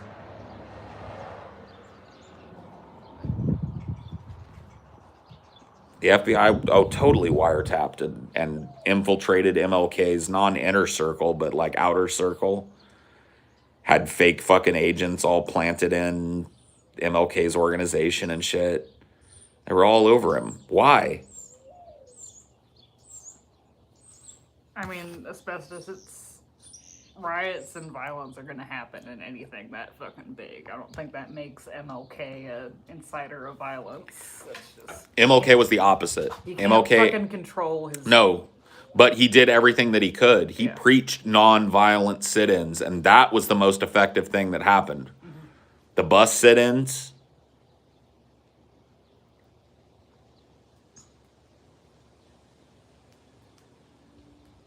But yeah, I mean, what people did in extreme distress and anger, you can't fucking control people that were at those rallies and shit. Right. Doing whatever. Yeah.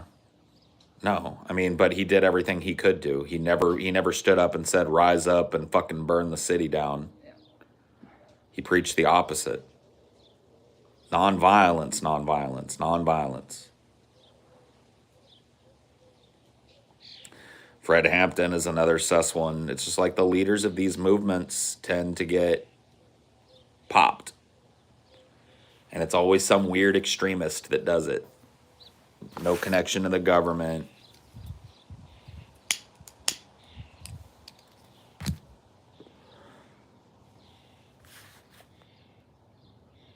Oh, I see what you're saying, asbestos. You're saying that, like, it's painted as this false dichotomy where, like, Malcolm X is nothing but bad. And Right. Okay, is nothing That's the way I was taught about Malcolm X in school. He was very glossed over in the history books, and the mentions of him were that he was like extreme. Yeah.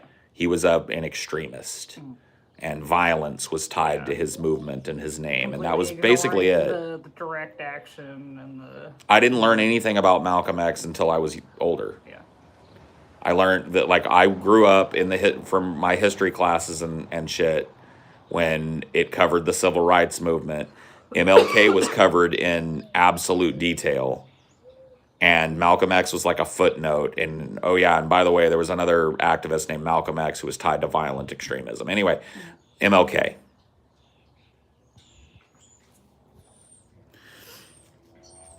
MLK had an FBI file this thick, filled with his sexual morality, cheating on his wife, etc. And there are conspiracy theories centered around, like, the FBI was blackmailing him to stop doing what he was doing or to commit suicide, or else they would release all this shit or whatever the fuck. There's no evidence for that as far as I can see, but they definitely had a file that thick filled with evidence that he cheated on his wife and that he did this and did that, as if his sexual immorality had anything to fucking do with the price of rice in China.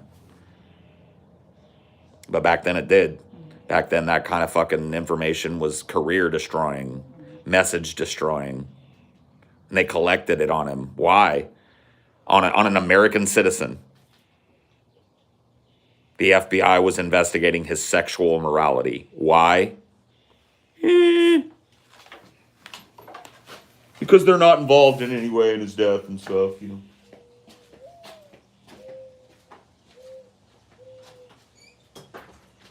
Remaining uninvolved.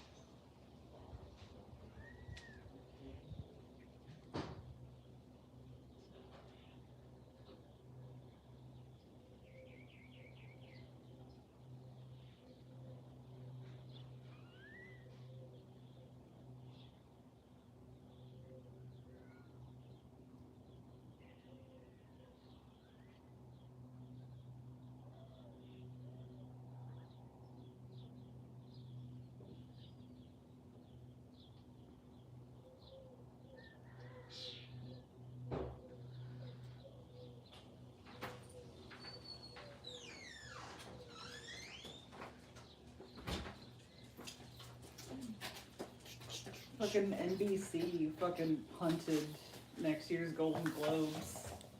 I don't blame them. Nobody cares about that shit anymore. These fucking award they're shows. claiming it's like the controversy around them being racist and shit, but it's probably also a ratings decision. I have yeah. Hey.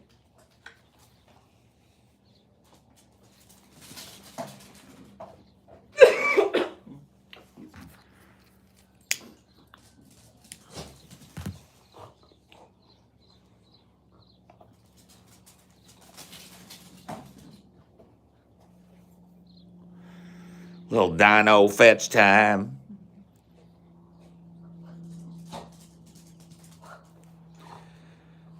Malcolm X was just never added to the history books, bro. Drop it. Caused too much momentum. You gotta drop it. You gotta just hand it to me. No. No take, only throw doesn't work, bro.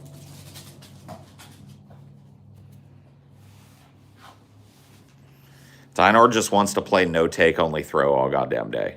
He wants me desperately to throw it, but he doesn't want to give me the ball. Give it. Come here. Let me help you. Mm-hmm. All right. Whatever. Let me get that straw off your face, though. That's your little morning workout.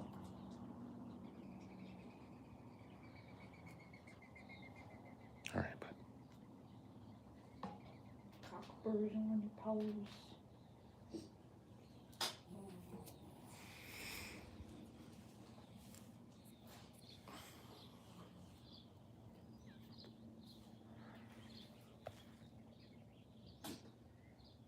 You're not getting as strawed up as you used to be. It seems like they're starting to decay a little bit. Yeah. Yep. Yep.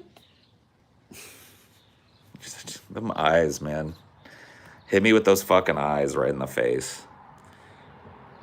My dog wants me to grab the ball but won't let go. Makes him so happy. I know. That's part of Dinor's whole cycle with it. He desperately wants me to throw it, but he doesn't want me to take it out of his mouth so I can throw it. He wants me to play tug of war with it for an hour and then throw it. And it's just like, I can't. Like the other day, he didn't mean to, but it's just like I was trying to get that ball out of his mouth and I hooked it. And when I pulled it out, I scraped my fucking finger on one of his teeth. Like a hangnail Yep. thing, or like a start of a hangnail. Yep, it was like right, you can see it's healing up now, but it was like right in there. And it just like stabbed, his little tooth went right in that. And I was just like, motherfuck. Like he just doesn't understand. Like his little teeth are fucking weapons. He has a rope laying right here that I would play I would just sit here and play tug with him, but he won't go grab that. Yeah, I'm talking about you. Get your rope. That's your ball. Can't play tug with it. Where's your rope? Get your rope. Nope.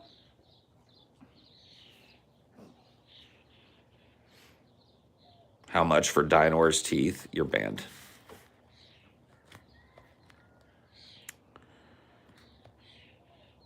My dog loves those tiny tires, but ends up eating it. Yeah.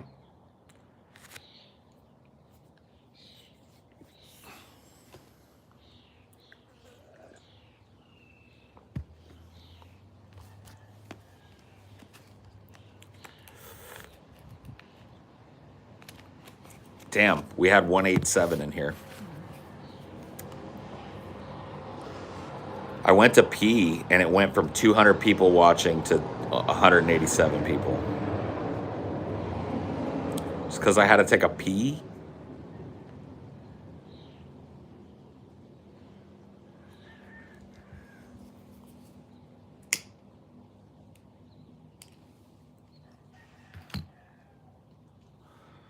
No passion, no patience. They hate waiting. That's the power of pee. 200 viewers. Take a pee. Got 187 when back to me. Wish I could just hold it all day.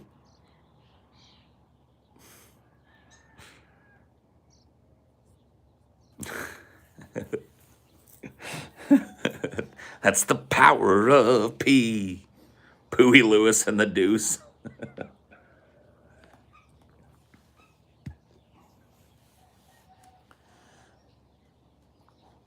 Oh, man.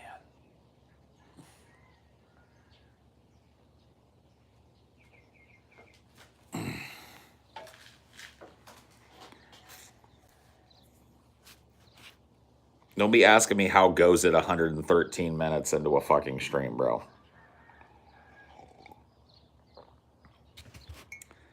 The time for asking, like, hey, what up, has long come and gone.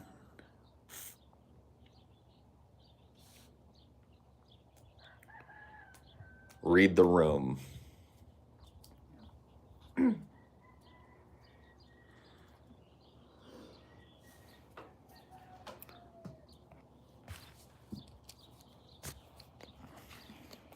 Read the room.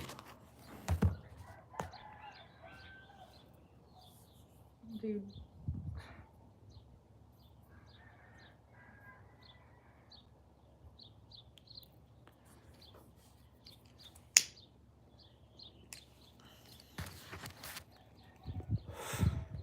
What you got for me, chat? Has it come to this? Has it pooped out so disgustingly?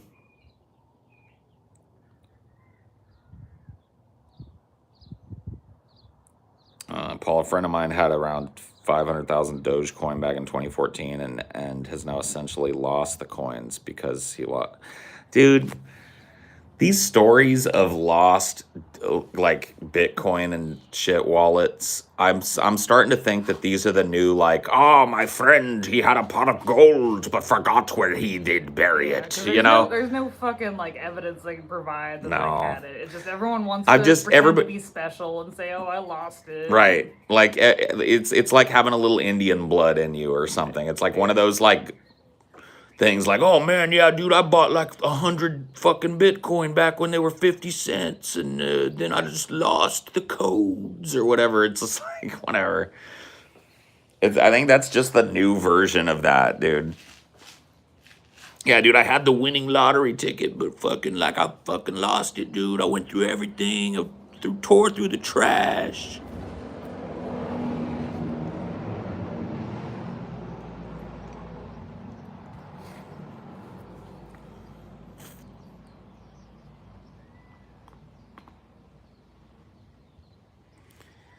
And just think about it. Like, before that, it was like people that, like, oh, I swear to you, I had a whole pot of gold that I laid aside and I buried it somewhere on me land and I cannot remember where. The tall tales, dude, for people that want this, like, I was this close to making it. Laddies, did I ever tell you the story of when I was this close to being a power player? Oh, walking along in the woods I was. Tripped and fell I did and felt the clank of metal. And wouldn't you know it, laddies, a chest stuffed with jewels of every kind. Jewels and gold bars and bullion, doubloons, as far as the eye could see.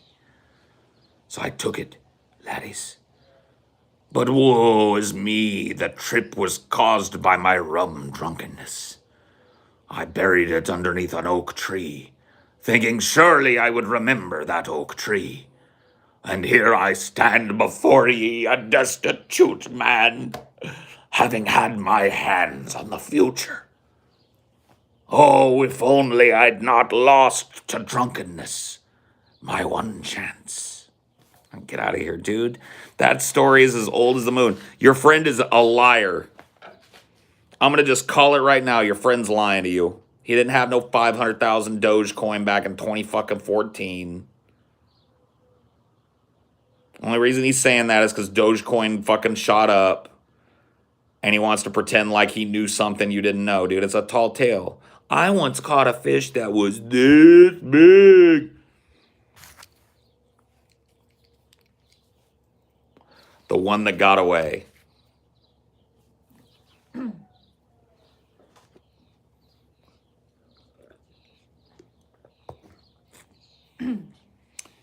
I once caught a fish as big as the moon.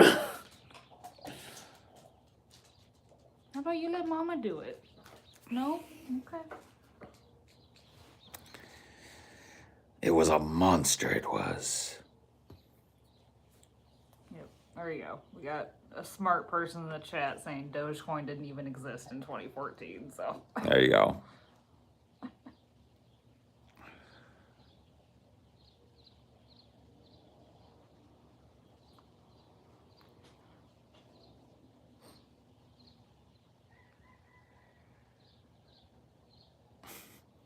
Dude, I was having a nostalgia moment last night. I was listening to shit from like 2006, 2009. Oh, like music? Yeah.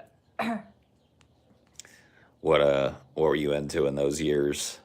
JoJo. JoJo Siwa? No, not the Oh, other KC JoJo. and JoJo? The one that was in like RV with fucking Oh, okay. Robin Williams. Okay, yeah, got it. It was like hip hoppy. Yeah, JoJo. I remember JoJo. Just stop it with the crypto talk, guys. Stop it.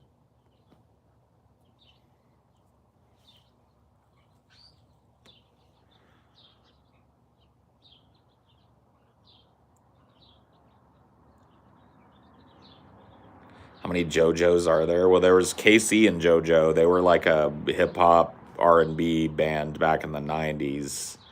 And there's JoJo, I guess, who was a different hip hop guy, or maybe it was the same JoJo. No, I don't think so.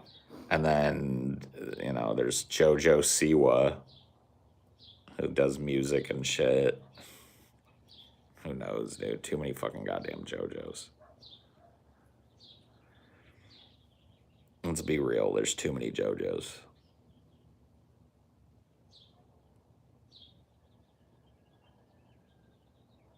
JoJo was like a rising child star shit, so. Paul, give us your best 19th century snake oil pitch. Oh, I look out upon this thoroughfare and I see many aches and pains. You, sir, look like you walk with a pronounced stoop. You, madam, beautiful as you are, I see your shoulders are not back and proud as they once were.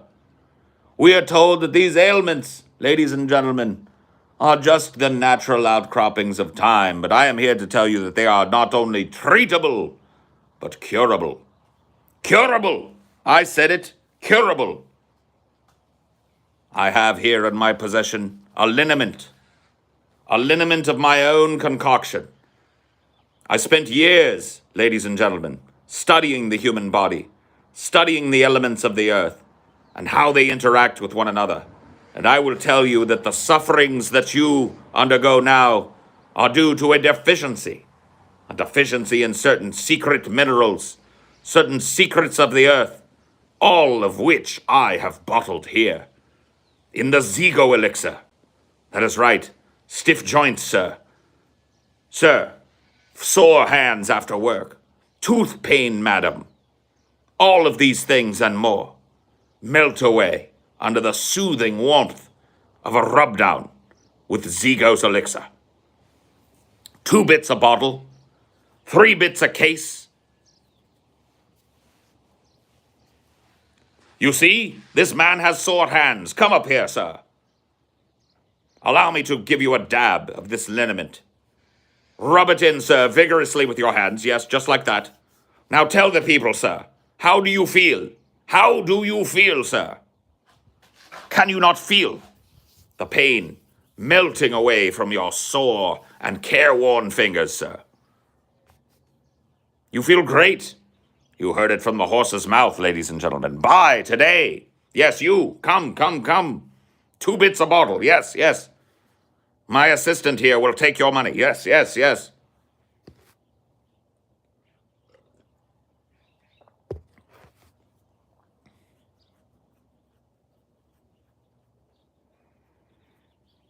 Too late. They're already buying. You said it too late, peasant chef. You try to rope-a-dope me, but by this time, people got their money in their hand and they're like, I shall take 3 bottles, I shall take 10. They didn't even hear you go like, actually, it didn't do anything. I just was lost in the sauce. You got to jump in before I make the sale.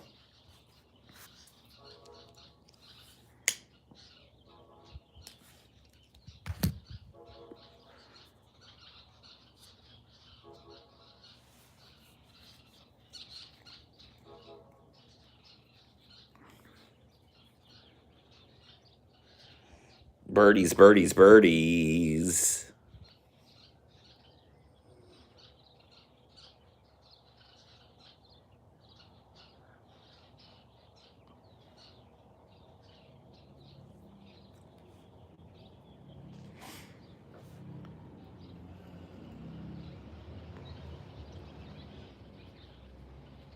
Yep, peasant chef, he screwed you, man.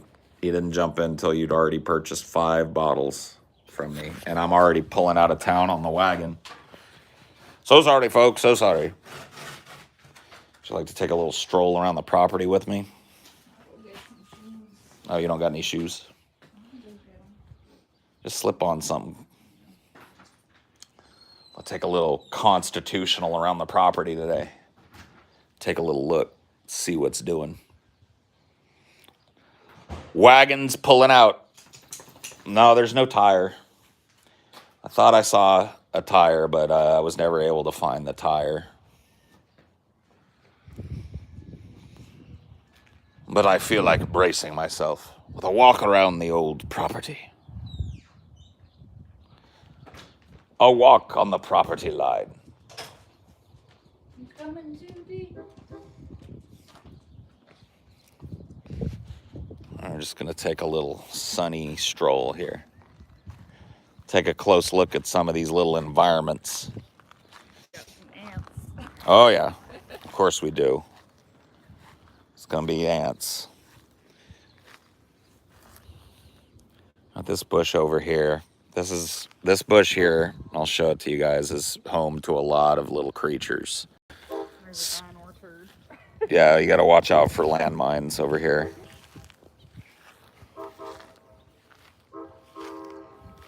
Luckily, they dry out pretty quick and become part of the soil. This little tree they tried to kill, and it's like, nope.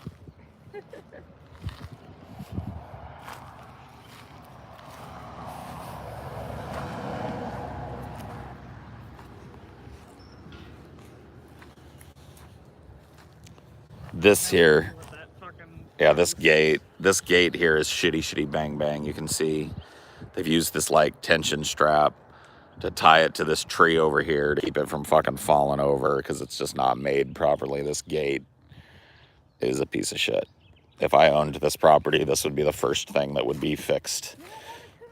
There's also a lot of this like, you can see I got a lot of cactus here, which I like. It's like a natural fence around my fence, but a lot of this would have to be trimmed back pretty significantly. You can see a lot of it is just like too thick. It hasn't been cleaned out in forever, so it's just like filled with dead leaves and branches and shit, but it's pretty cool. A lot of cacti out here.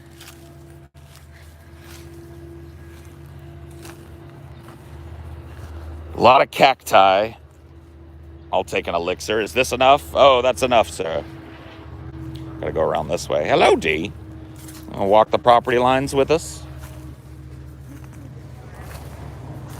Gotta try and take like a little weavy way through to get around this area.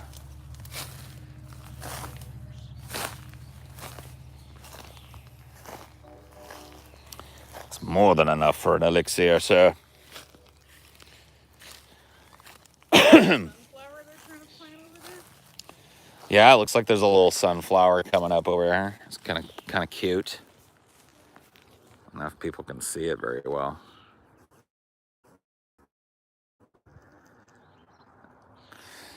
Kind of cute.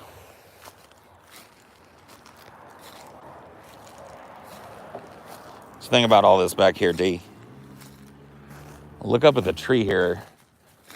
I think it's this tree that these red tails were roosting in, but I saw them flying with a small, so they might have already moved on. But I'd like to go take a look up in that tree. Oh boy.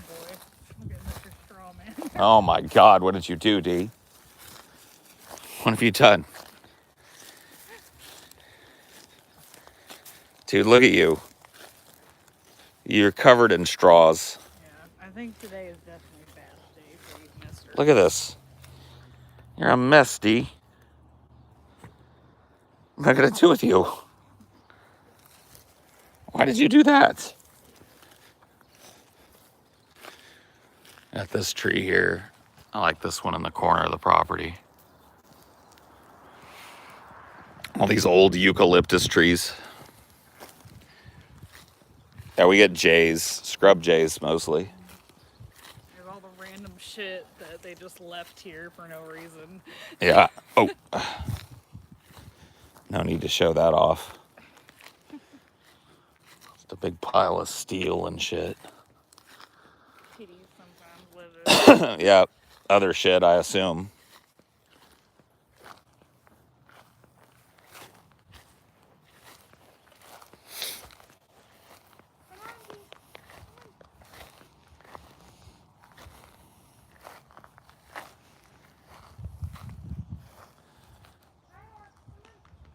Hey, let's go. Listen to your mother, D. You dirty old boy.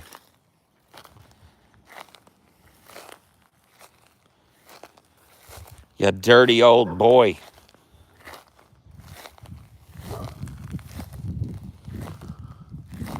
It's all right, puppy. You ain't got to worry about me. I'm just taking a little stroll.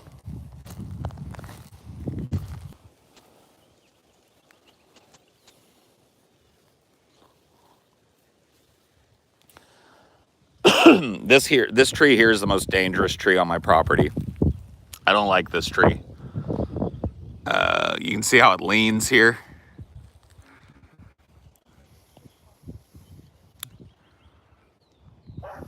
That's not good. It's already dropped a giant branch. You can see that I cut it up here with a chainsaw. I'll show you guys that. This branch here, I chopped up with a chainsaw to the best of my ability. It was still pretty green when I did it, but it fell down in a storm. And you can see I chopped it up here. Pretty fucked up. I do not like this tree.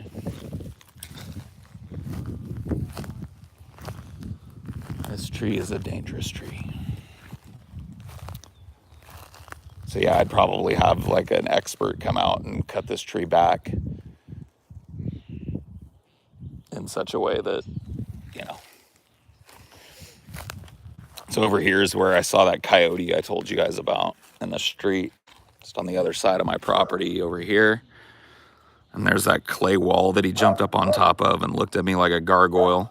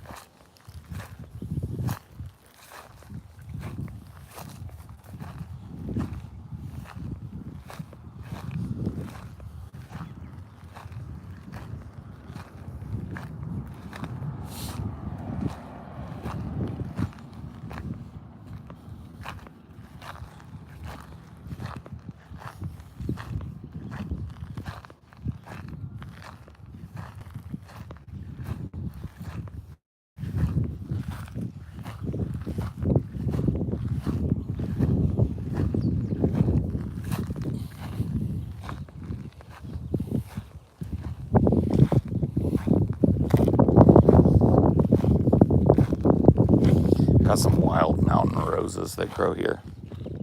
I'll show you guys that. Kind of pretty. Kind of on the downside of a bloom.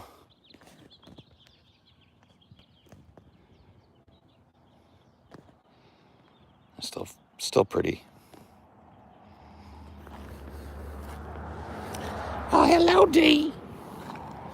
What are you up to? You want to take the shortcut with me? All right, let's take the shortcut. Take the shortcut. We did a lap. We did a lap, Dee.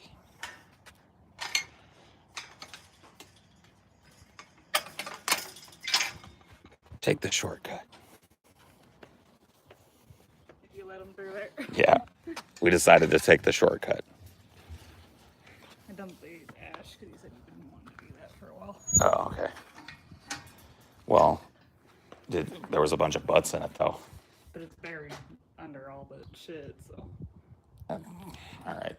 I'm sorry. No, it's okay. It's just like we'll have to go through, and we can't just like dump that in the ash pit. That's why I wanted to not add any more to it. We just needed to bring a fucking trash can out here or something. I'm sorry. It's okay.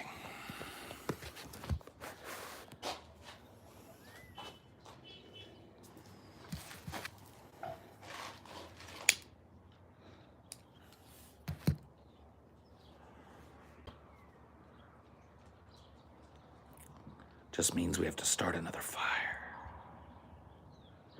It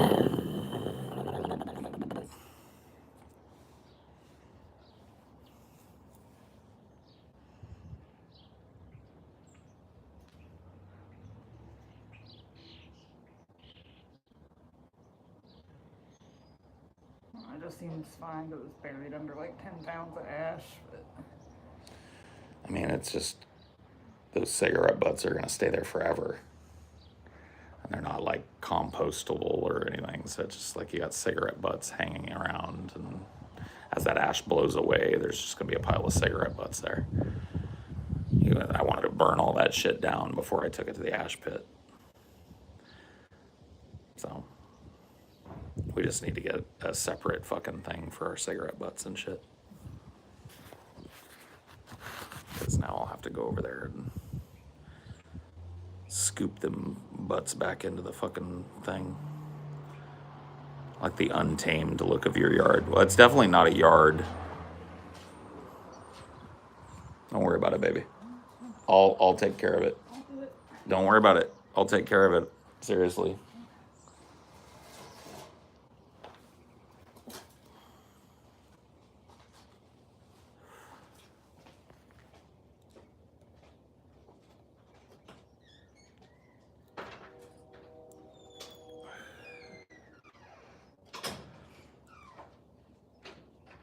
The number of times I say that to my wife.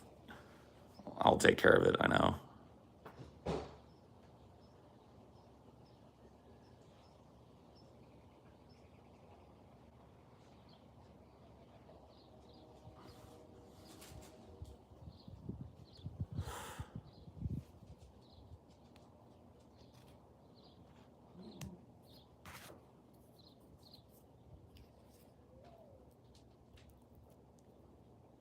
Need some water, D.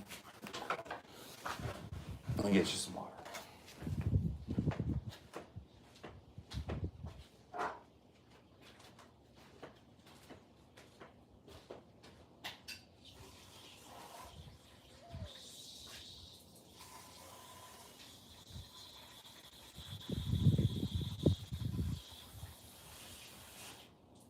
Here you go. Yeah, that.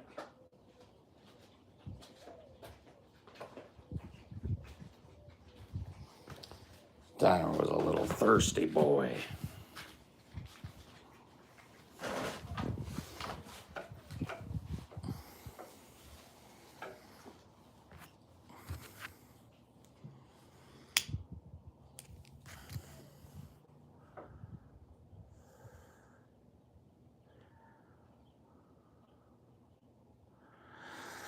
Oh boy.